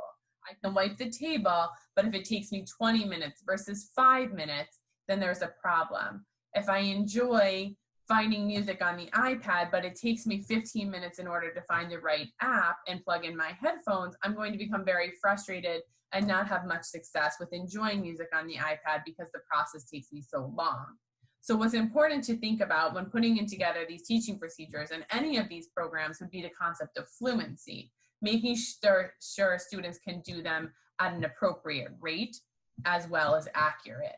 So fluency combines these component areas: accuracy, the rate of correctness and incorrect during the run-through or during the task, the speed in which the responses occur per minute, the duration, the endurance, the attention span, and the resistance to distractions during the timing, the stability, meaning the ability to engage in the skill easily in the face of distraction, and the retention and maintenance of the skills and knowledge. So if I can complete the task of making a bowl of cereal, I need to be able to do it in a timely manner that matches what typical peers are able to perform the skill in. And also I need to be able to do it accurately, as well as making sure that if someone walks through the kitchen, I don't become so distracted that I forget what I'm doing and I lose that maintenance of skill because of this distraction, and I'm no longer able to complete the task. So we need to make sure that all of those component skills are part of our training process and our teaching procedures to make sure our students are successful when they move into a job placement or performing a leisure task or completing an ADL task. We know that we need to make sure that when brushing teeth, it needs to be efficient, but it also needs to be accurate so that we are being healthy, but also making sure that it's not done at a pace that is so slow that it takes the entire morning to get their teeth brushed, and then they have no time to perform the next task, or they're late for their job because they weren't efficient and fluent in their morning tasks. Here's a quick sample of a data sheet this teacher put together of pre-vocational skills that the students were already successful with. They have mastered all of these skills on this list. They had mastered pencil packaging, they had mastered the assemblies of the various tasks, the packaging of the various tasks. But then she ran a timing of how long it should typically take to complete that task and put it into fluency programming for these students. So yes, you can already do the Snapbox packaging, but now I need you to do the Snapbox packaging within a time frame that's appropriate. And in here, it was selected 9 minutes and 15 seconds. And the norms for these pre-vocational skills were provided to the teacher. If you didn't have pre-established norms, you could then complete the task yourself or have a typically aged peer complete the task and see if you can establish a norm that's most appropriate. That's all I'm really going to say on the fluency area. I just think it's important to remember because so often we have these students that have tons of skills related to EDLs, to jobs, and to leisure, but the fluency had never been put into consideration. And so we get stuck, and we get stuck in our morning routine. People often say, well, they can do all these ADL tasks, but it's 1 o'clock by the time they're done. Well, that's not really helpful because by 1 o'clock now we move into something else. Or it takes them so long that they're late for work, or they're at work and they're supposed to be folding the towels for the hotel, and instead of getting 5 towels done in 2 minutes, they're getting 5 towels done in 2 hours, which is going to be a big problem at the job placement. So we need to make sure that we're taking into account all of these aspects so that our students can be successful. Can they complete the chain? Can they complete the chain successfully? Do they have the language to guide them completing that behavior chain and that task analysis? If once they have the language, then can they man for the missing items and information they need when a problem arises? And now they have all of those skills, and now can they do these items and these skills quickly? So putting this all together is going to make for a really functional program for our learners so that when they transition to adulthood, they truly are successful. But the biggest piece that we never want to forget about is moving this all into the natural environment.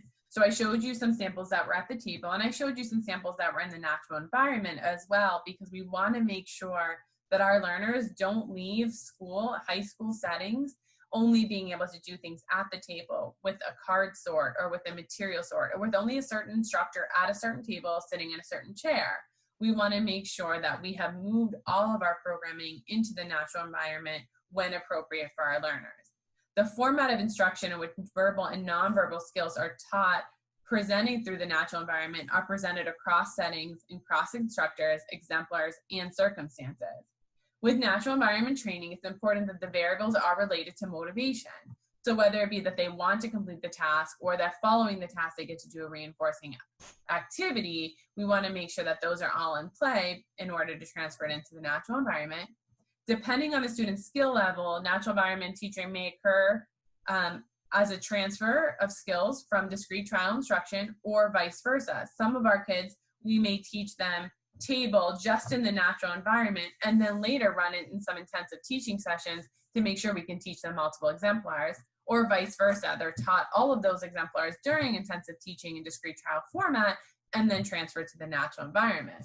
It's a necessary component of student programming. We cannot rely heavily only on discrete trial format or only on net. We want to make sure we come together, but in the long run, making sure that natural environment, the student is successful and has truly mastered these skills.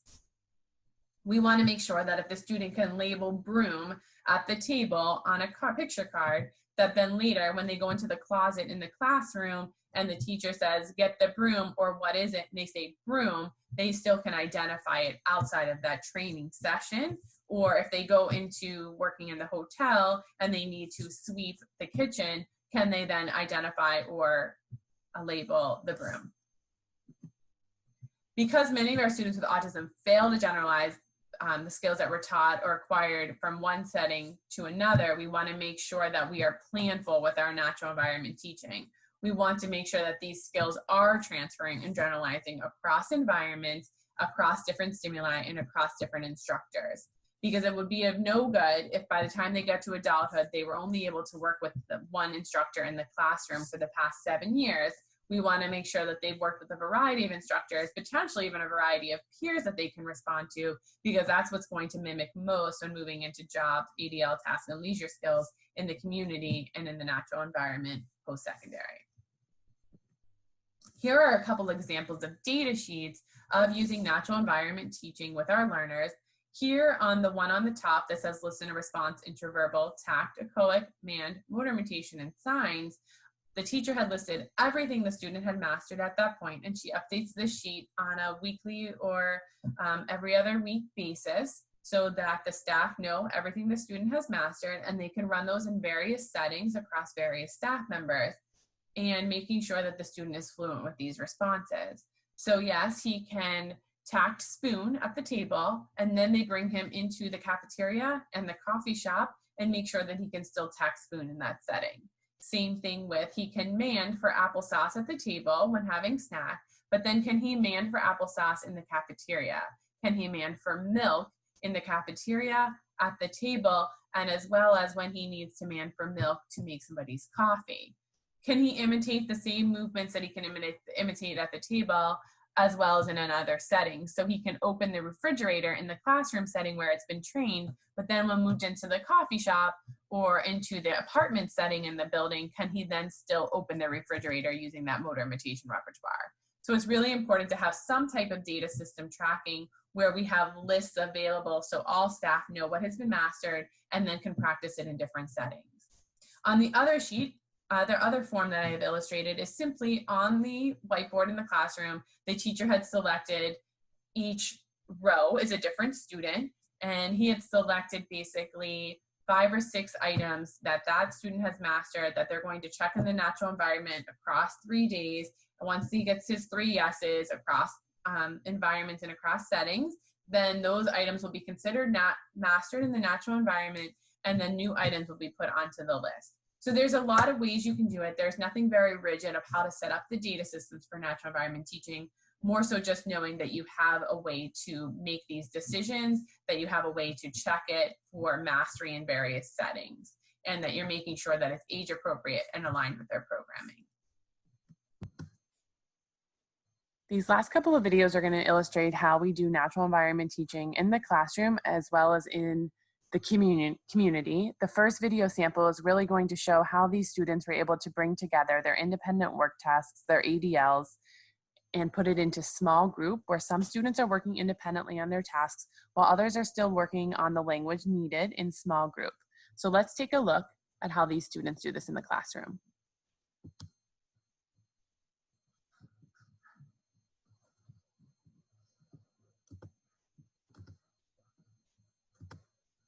We need more cups. Yeah. What else do we need? Yeah.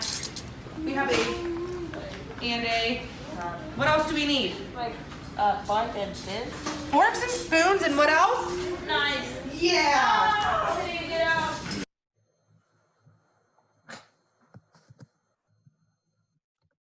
You were able to hear in that video clip even students engaging in some mands for the missing items that they needed in order to complete the task of setting the table, while other students were working on job-related tasks such as folding towels. And you can hear the language foundations being built in order to help them be successful in the future for more independence. The last video I'm going to share for natural environment teaching is a really nice culmination of a student that had worked on programming in intensive teaching, mand training for missing items, basic items, and information, as well as various task chains in order to be independent in his skill set. He is now able to do various jobs in the building and outside of the school building. This video is a sample of him working in a hotel doing the breakfast bar setup and cleanup independently. Let's take a look.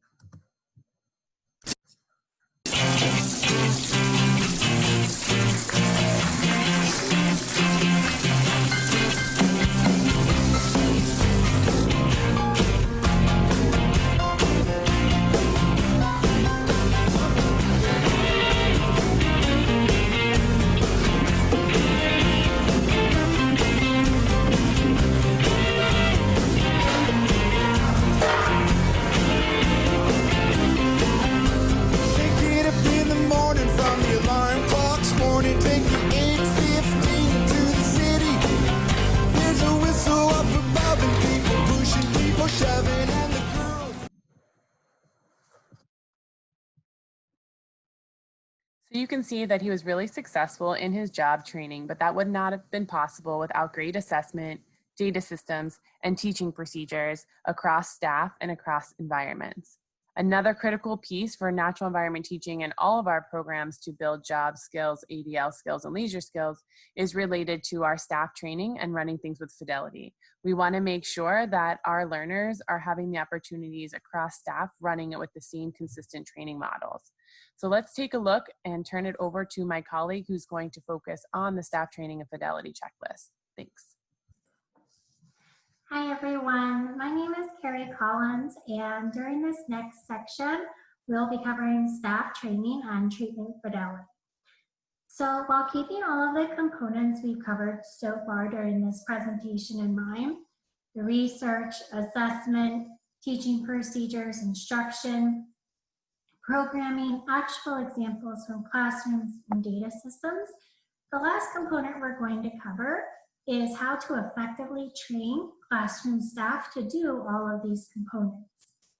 Ensuring that staff are reliably proficient in teaching procedures across all of these skill areas is important to ensure student responding is sufficiently contacting reinforcement necessary for continued growth in skill acquisition.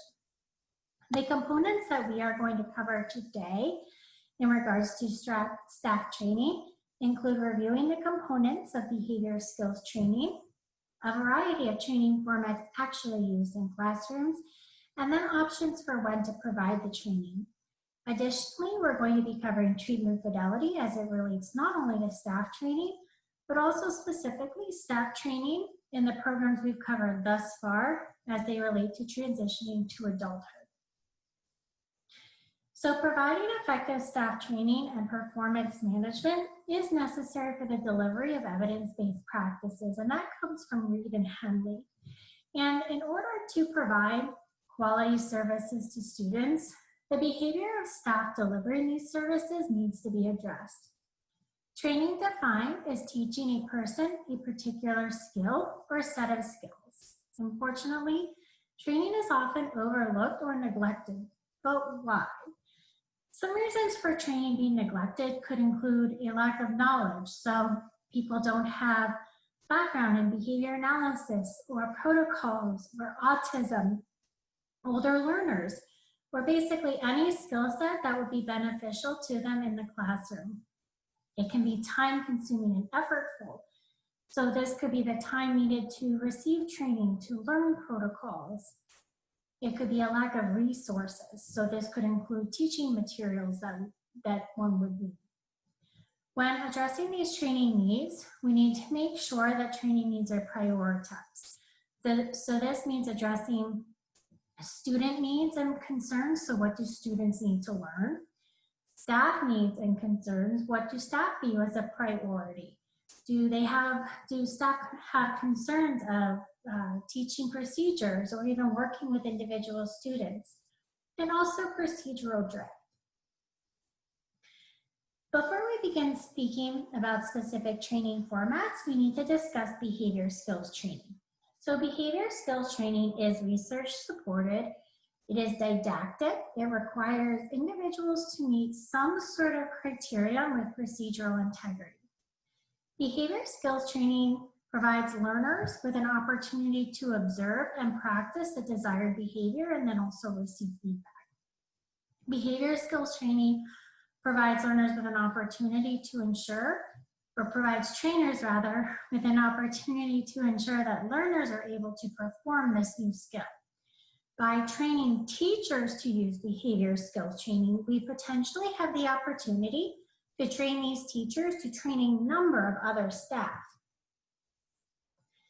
There are 4 main steps to behavior skill training, which are primarily verbal components of behavior skill training, but the rehearsal step is actually the performance aspect of behavior skills training.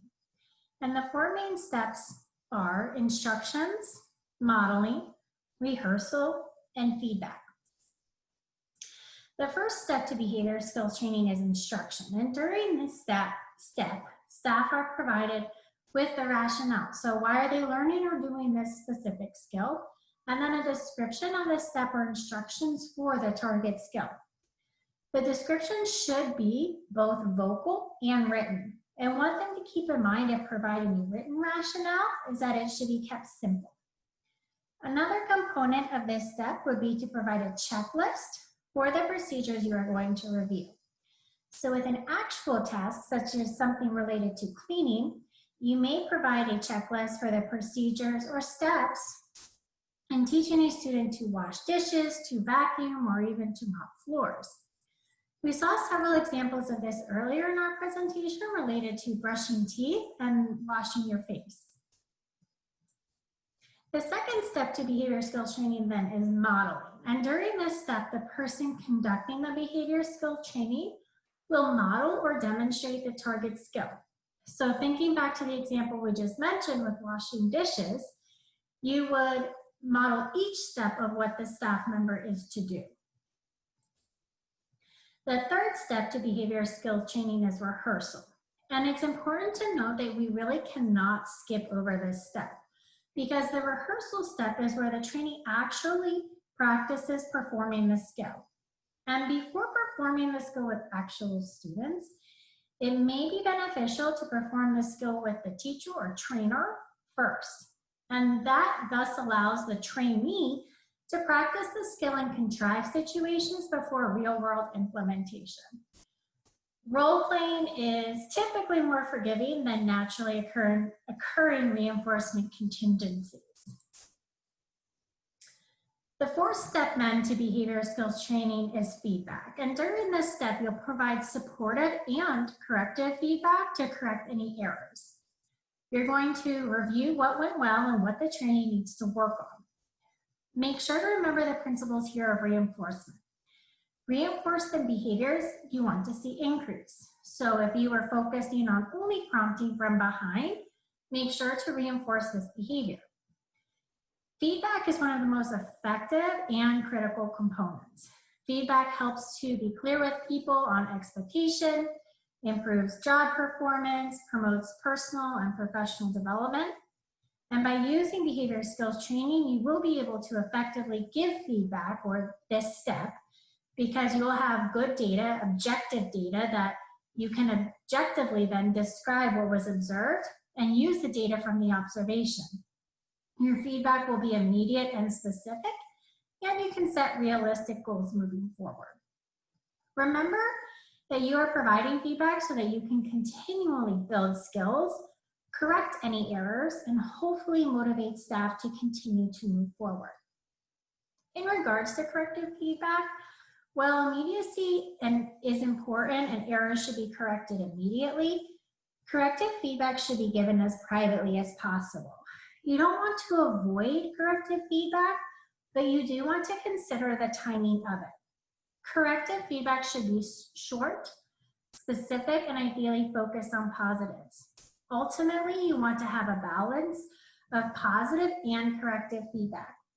When you're requesting a change in behavior based on the corrective feedback that you have given, make sure the change in behavior is small. You should specify actions you want to stop and also actions that you want to see initiated. Identify how you will help support those changes as well. For example, you might give the feedback to discontinue vocally prompting a student and instead prompt the student from behind without speaking. You could offer to model this step again for the staff member the next time the opportunity arises or the student engages in the activity. Feedback should end on a positive note, and don't forget to thank the people for engaging with you. So now that we've covered the steps in behavior skills training, let's discuss some possible training formats. And knowing the steps of behavior skills training is great, but only if we can actually implement it in the classroom, right? So we know that the students we are referring to today, and really all students, don't have any time to waste. So we must be effective in our training to staff so that they can then be the most effective in their instruction and working with students. And there are lots of training formats available, and not just one has to be the only one used in any classroom. Most of these can be combined. So some possible training formats could be providing training outside of student hours, such as before or after school. formal training, such as trainings provided on in-service days, professional development days. For classrooms that are supported by the Patent Autism Initiative, we hold what are called boot camp trainings, which would also be an option. Training can also be done during team meetings. If providing training during team meetings, some aspects to note during this time would be to provide general recommendations to the group. You could train or model in this setting without students there. You could recap or discuss specific situations. And you can also have an opportunity here during team meetings to practice skills with immediate feedback. So even possibly those components of steps 1 to 3 that we discussed for behavior skills training. You could utilize a format such as Google Drive to provide instructional videos and guided notes. This has been a successful training method for classrooms. And during this, teachers have used Google Drive or a similar format to upload instructional videos for staff to watch and then also take notes on. Here, video modeling might help address some of the limitations of behavior skills training. Video modeling could help with the convenience, it could help with cost or the time. And another component here that could be provided is voiceover instruction. And that could be incorporated to make some of those important components a little bit more salient. Staff training could take the form of competency checks, which could simply be areas or questions to a specific topic and a criterion that staff must meet before moving on. And of course, we have treatment integrity, which we will move into shortly. So here you see an actual example of staff engaged in one of the steps of behavior skill training. The trainer is sitting directly across from the staff member as she works with the student to provide feedback. So after this, staff member has completed previous steps of behavior skills training for this activity. Here is where the step of feedback is being given. So according to Aubrey Daniels, feedback is simply information about performance that allows people to change or improve that performance. As we mentioned earlier, any intervention package should have treatment fidelity and staff training as a key component. Treatment fidelity is the degree to which staff implement procedures as written. Treatment fidelity is not a scary thing. Regularly evaluating staff on their procedural fidelity with instruction will allow the teacher or coach to address specific needs for each staff member and then provide feedback. Similarly to feedback given in step 4 behavior skills training, immediate feedback is best. Using a treatment integrity form to show staff what you expect and then observe and base feedback on that information is the best practice. So we will view some actual examples of this coming up shortly. But why really do we even need treatment fidelity and treatment integrity? We use behavior skills training, everything should be perfect, right? Unfortunately, no. There are many reasons why fidelity might be poor even when using evidence-based practices to train staff. Of course, motivation could be low. Staff often work in circumstances and issues of high demands, possibly even pay. We all wish we could pay our staff members more for all of the wonderful work that they do. The content that staff are required to know or analyze can be complex and require high effort, so protocols or procedures possibly for more advanced programming. Oftentimes, staff do not receive frequent enough feedback and are directed towards a task with a student without receiving any feedback and ultimately reach the level of burnout. To help guard against burnout, we want to work to create environments that foster cooperation. And yes, even though we have reviewed effective staff training procedures, minimal staff training can still be an issue as to why fidelity may be poor. So this quote from Reed and Henley accurately describes the need for fidelity in implementation as it relates directly to the quality of staff training. We need to provide high-level quality training to staff, so high-level quality instruction can be provided to our students. Treatment integrity, really without being planned for, will likely not be implemented and thus missed as that valuable and important component of staff training. Oftentimes, even veteran teachers and veteran staff members will say they don't need to be observed or have treatment integrity taken. But the reality is that we all need feedback on a regular basis, as procedural drift can easily occur. By completing treatment integrity checks, detailed and objective information is obtained on specific steps, and feedback is structured so that it can align with the components of effective feedback that we addressed earlier. Staff are reinforced for the steps that are completed correctly, and corrective feedback is given for areas then to improve.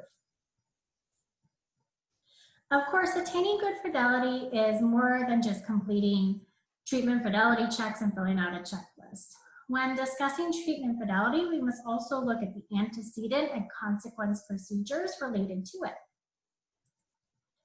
Before discussing what treatment and fidelity may look like, let's first discuss some antecedent procedures to set yourself up for success within the classroom and with staff. These procedures will not only go a long way with regards to treatment integrity, but also with staff training. The first component of this is the work environment. For us, we are primarily referring to the classroom setting. Our staff work incredibly hard day in and day out, and we want to try to reduce the burnout and create a positive work culture. While it'd be nice if staff always communicated to us that they're unhappy, that's not always the case. So we need to ask them. This can be privately or even during team meetings. Another way to create the work environment you are striving for is to find out what is reinforcing to staff. Yes, a paycheck, of course, is reinforcing, but what else? Is student progress reinforcing? Hopefully, right? Is having different responsibilities within the classroom reinforcing? There, of course, can also be tangible reinforcers, which we'll discuss more in the consequence procedures part coming up. Remember that pairing with staff is invaluable. When pairing with staff, you are engaging in positive interactions and creating open communication. Just as we want to be the giver of good things for our students, we also want to try to do the same with our staff. Create those open lines of communication. Encourage staff to discuss glows and grows with you, and then work as a team to reach solutions. When you have the opportunity to watch staff engage with your students, take it. Point out the students' successes and growth as a result of what the staff is doing with the students. Another component here of the antecedent procedures is staff training. And we've discussed staff training at length so far, and the key takeaways here are to utilize evidence-based practices to provide staff training. Be clear about the expectations of work, responsibilities, roles, communication, and professionalism. So how do you want staff to communicate with you if they have questions, or if they will be absent, if they have concerns with possibly administration or even a student's family? What will help staff be more successful? Potentially providing useful resources, so table or wall cues, specific student cues, schedule prompts, procedural prompts. And also included here are areas for staff to ask questions that could be beneficial. And we're going to take a look at a few examples of this coming up shortly. Finally, before discussing what treatment fidelity may look like, let's discuss some consequence procedures to set yourself up for success within the classroom and with staff. So similar to antecedent procedures, these procedures will not just go a long way with regards to treatment integrity, but also with staff training. So the first component of the consequence procedure is none other than, you guessed it, reinforcement. So as a reminder, reinforcement is not a thing, but rather a process. Remember that reinforcement increases the future likelihood of the behavior occurring again under similar circumstances. So you've worked hard to pair yourself with something positive with your staff, and so now you're going to try to notice what people are doing well. This may mean that you have to look hard for something. Even if you can't find anything to say, possibly consider adjusting what you're looking for.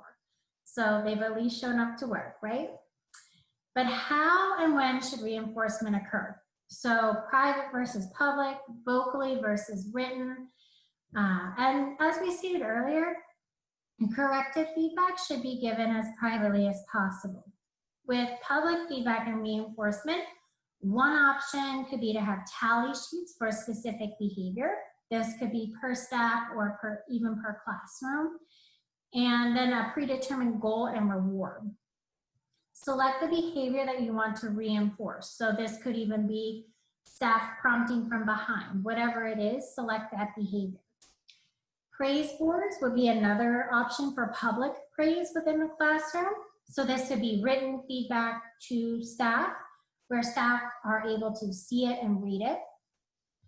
And so then when will you provide the reinforcement? Will you be providing feedback during the situation, during the observation, or afterwards? And how often will it occur? You want to be specific. So instead of saying good job, offer specific praise. And don't forget some reminders about reinforcement. When you're shaping a new behavior, reinforce frequently.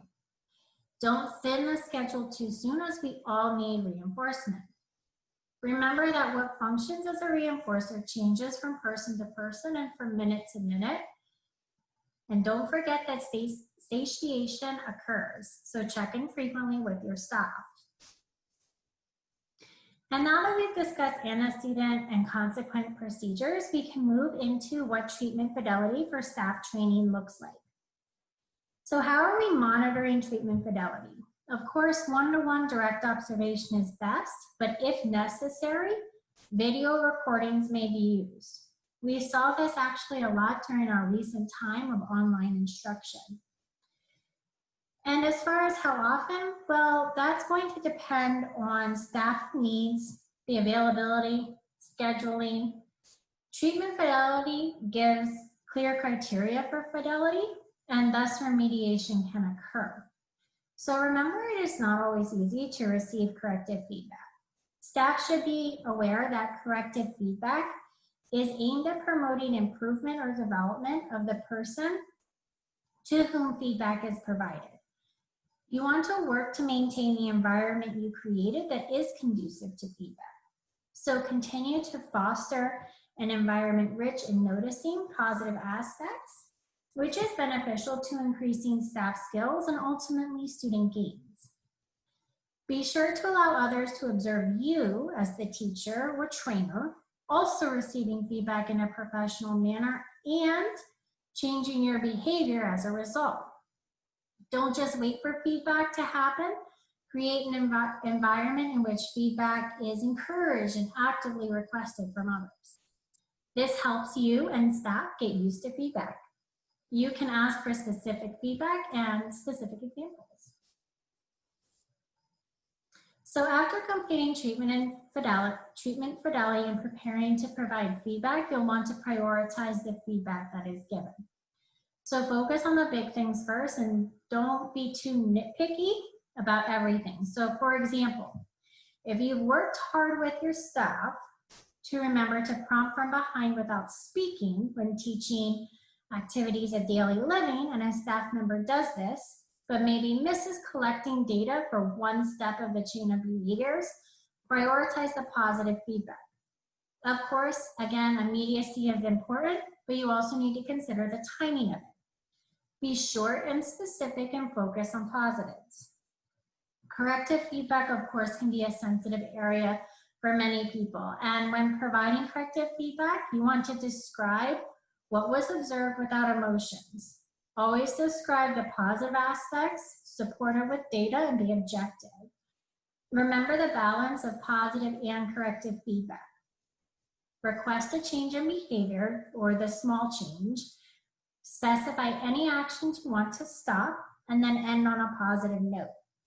Moving forward, set a realistic goal that can be specific, realistic, and measurable, and then consider writing the goal down.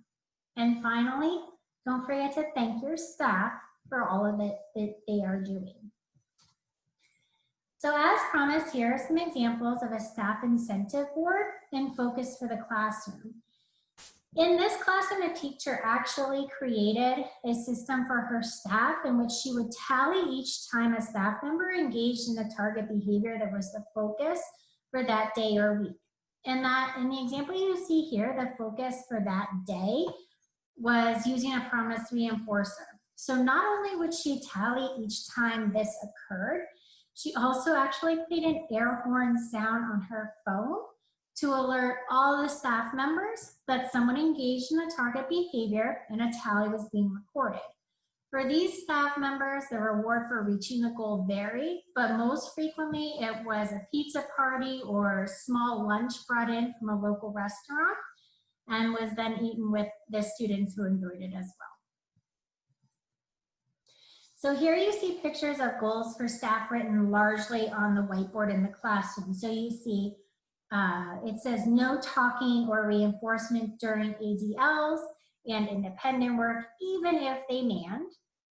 Not only are the goals here written for staff, but they are also daily reminders for the specific steps. So you see transition your students to the next session. The picture on the bottom is from a different classroom in which the teacher combined both public and private incentives. So the teacher publicly shared what she thanked the staff for that day, and then the staff individually collected tokens to save towards an overall goal. So thinking back to when we just discussed antecedent procedures, we mentioned identifying what will help staff be more successful. Potentially providing useful resources, so table or wall cues, specific student cues, schedule prompts or procedural prompts, and then areas for staff to ask questions could be beneficial. So in this example, the teacher had a question board where staff could write questions if the teacher was not able to answer them in that moment. Here you see an example of a treatment integrity form for an individual student. So while this example does not highlight specific steps for a specific task, it does act as a checklist for what staff need to complete each day with this student. The teacher puts something similar for each student in their individual program books or binders. And it helps staff to know the things to focus on and allowed all staff to be on the same page with all of the programs that were being run for each student and the instruction that each student received throughout the school day. Here, this checklist is another way a teacher helped guide her own behavior in completing treatment fidelity checks for various programs with each staff member. Her goal was to complete one treatment integrity check per program with each staff member every week. And in order to accomplish this, she specifically scheduled time every day to train her staff. Here's an example of a treatment fidelity checklist that could be used for teaching activities of daily living skills. And as you see, there is a yes, no column, and then also a not applicable column. Here's another example of a treatment fidelity checklist that is a bit more detailed. And it's also broken down into total task, forward and backward chaining. And similarly, this treatment fidelity checklist also has yes, no, and then not applicable as options. At the bottom then of this treatment fidelity checklist, there's room for specific comments and questions, and then also a summary. So just a note regarding a feedback summary. While a summary that is written of feedback would be ideal, the reality is that it just may not be possible given the constraints of the classroom that we work in. And in knowing this, it may be more efficient to include room for comments on the treatment fidelity forms you are using. So as you see here, this is exactly what this teacher did. For this specific staff member, the teacher completed 2 fidelity checks, and you'll see the progress on the next one coming up. Here, the staff member was able to achieve 78% fidelity. The teacher identified a positive aspect, good job standing behind to prompt, which was a focus in the classroom, and then some private corrective feedback, such as avoid verbal prompts. As you can see, Up here, while the staff member received no's for not having the task analysis visible, stating the SD only once, and avoiding verbal prompts, the teacher prioritized the feedback that she gave and selected the most important one at the time, avoiding verbal prompts. So same staff member, same situation, a little while after more training had occurred. This time, as you can see, the staff member was able to achieve 100% fidelity. And for the comments this time, the teacher focused on the areas from the previous note that were no's, saying the SD only once, and standing behind and only using physical prompts. So it would not be fair to discuss staff training and treatment fidelity without being sensitive to and recognizing the limitations to staff training. In order to provide effective staff training, there needs to be a trained supervisor, practitioner, or trainer who can provide the training. Some districts and locations have this readily available, while others do not. And as we know, staff turnover in classrooms is a very real thing. So just as one staff gets trained, the next week, they're not there. So being systematic about training can help get new staff trained quickly when these changes do occur. It'd be great if we always had the time built into school days and school years to provide the training, but the reality is that that's not the case everywhere. Attention should be made to this detail as to whether practitioners who will function as staff trainers have sufficient time within their existing work schedules to train other staff members. And hopefully this is an area where administration can support as well. So while we may be eager to learn and get trained, not everyone is that way, and there are always difficult to train staff. These staff members may require more training or more reinforcement. And lastly, administrative support can be an issue as well. We need to make sure that we're trying to work with administration to create a detailed plan to help get all parties involved, all administration involved, and on board, as that's a great way to reduce this barrier. So in summary, staff training and fidelity of implementation is a multidimensional construct. We've provided several different examples of staff training during this presentation, and ultimately focusing on evidence-based training is going to enhance the fidelity of implementation. Remember that when you are providing training to staff, clearly define what you are providing training on and the steps, assess it regularly, and provide feedback. This level of implementation is what is going to impact our ultimate goal, which is student outcome. And now I'm going to turn it over to my colleague to summarize our presentation and wrap up what we've talked about. Okay, as we just heard from Erin, Jolyn, and Carrie, each of these components on this slide here is critical to the development of quality, evidence-based ABA programs. If one of these components is not in place, we risk using ineffective interventions, making guesses about student performance, developing inappropriate targets and programs, or having a completely appropriate and necessary program that falls flat because staff training is not in place to fidelity. The age group of students for whom we have focused this session do not have extra minutes to waste on one or more of these components not being solidly in place. If we are to truly prepare students for transitioning to adulthood, we must ensure that the skills we are teaching students, even as early as elementary school, will translate into skills that will help them become successful and independent in their communities as adolescents and adults. Remember that we mentioned we are working in applied settings, public school settings for all four of us, public school classrooms, some of which have very limited resources at their disposal. However, this is real life. Our classrooms shouldn't become clinics where everything is carefully controlled and the contingencies in place are not naturally occurring. Our science has applied in its name, applied behavior analysis. It is essential that we focus on teaching those skills that the students will use in their community, and that we choose behaviors to teach that will lead to generalization and accessing reinforcement through naturally occurring contingencies, just like the rest of us do. Begin with the end. We've got to begin with the end in mind. Seek input from family, caregivers, and of course the student to determine the desired final outcomes. Develop this goal with the whole team. Then visit the environments that you've identified within the goals, within those final outcome goals, to determine which skills are critical to that student's independence. These critical skills should be prioritized for instruction, ensuring enough teaching opportunities are provided. Next, determine those skills that will increase their independence but are not critical. For example, paying for your groceries or other items at the store is critical to shopping, right? If you don't consistently purchase the items that you leave the store with, you will end up in jail. So it's pretty important that you nail that skill. That is a skill that absolutely must be prioritized when we're teaching something like shopping, for example. It is a critical skill to that task.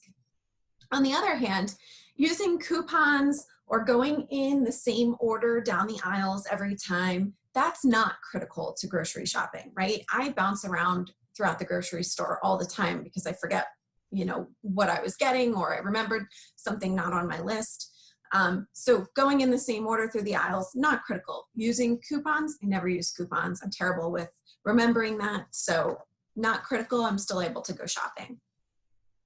Additionally, shopping in many different grocery stores, so going to Giant and teaching there, going to Wise and teaching there, Wegmans and teaching there, that's not critical to the skill of grocery shopping either.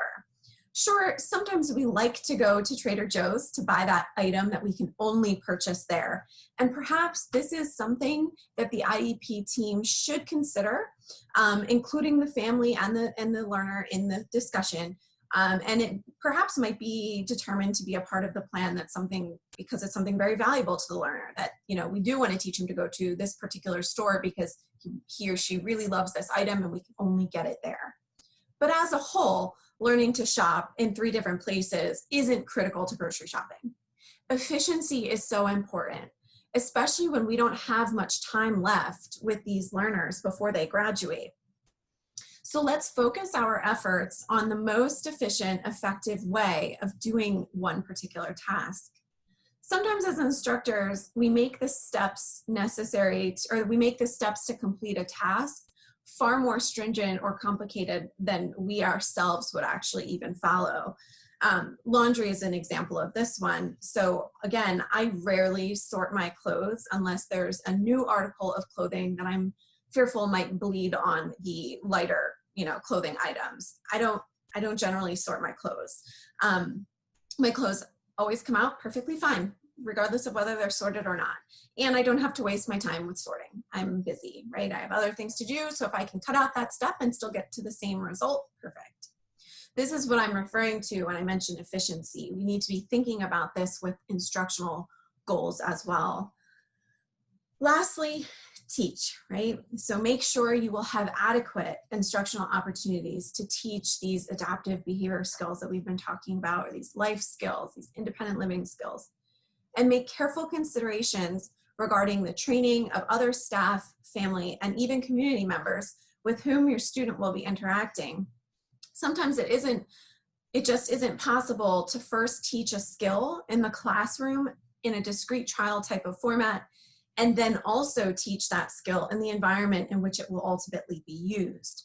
Sometimes we just don't have enough time for all of that. This is why teams should consider meeting with members of the community where that learner will be visiting, to educate them about autism, to explain what the learner will be doing while in that context, what you'll be doing when you're out there providing instruction.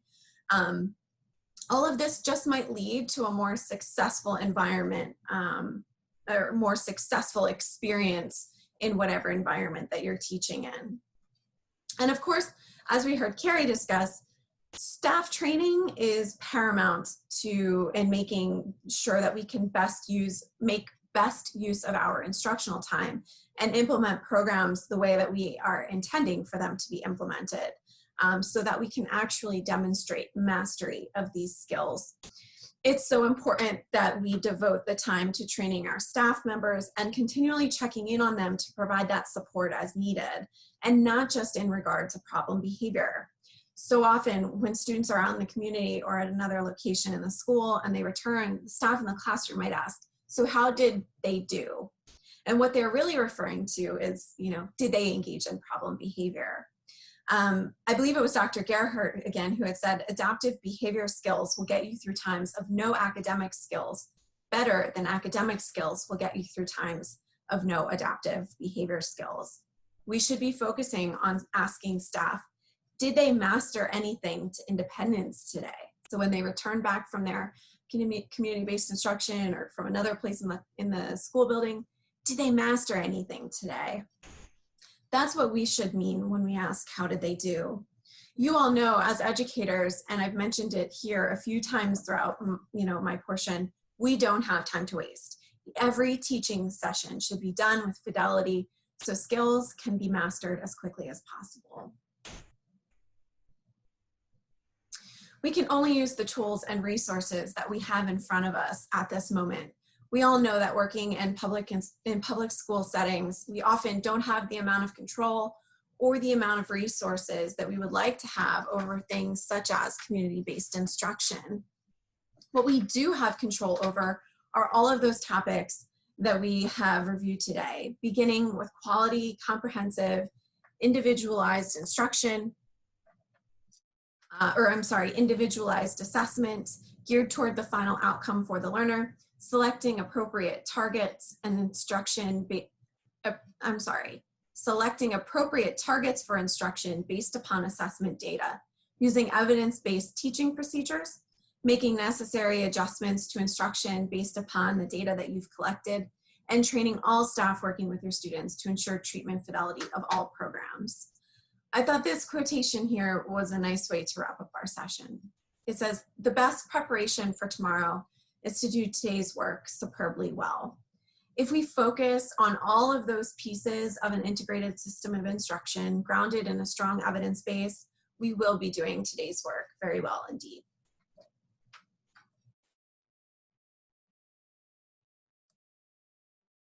Thank you all for watching this session. We really appreciate you spending the time with us here, even though things look very different this year. We are very much looking forward to and remaining hopeful for an in-person conference next August. If anybody has any questions on the content that you've heard within this presentation or anything else that you think we may be of assistance with, please don't hesitate to contact us. Our email addresses are here on the screen, and we'd be happy to help in whatever way possible. Take care, everyone, and stay healthy.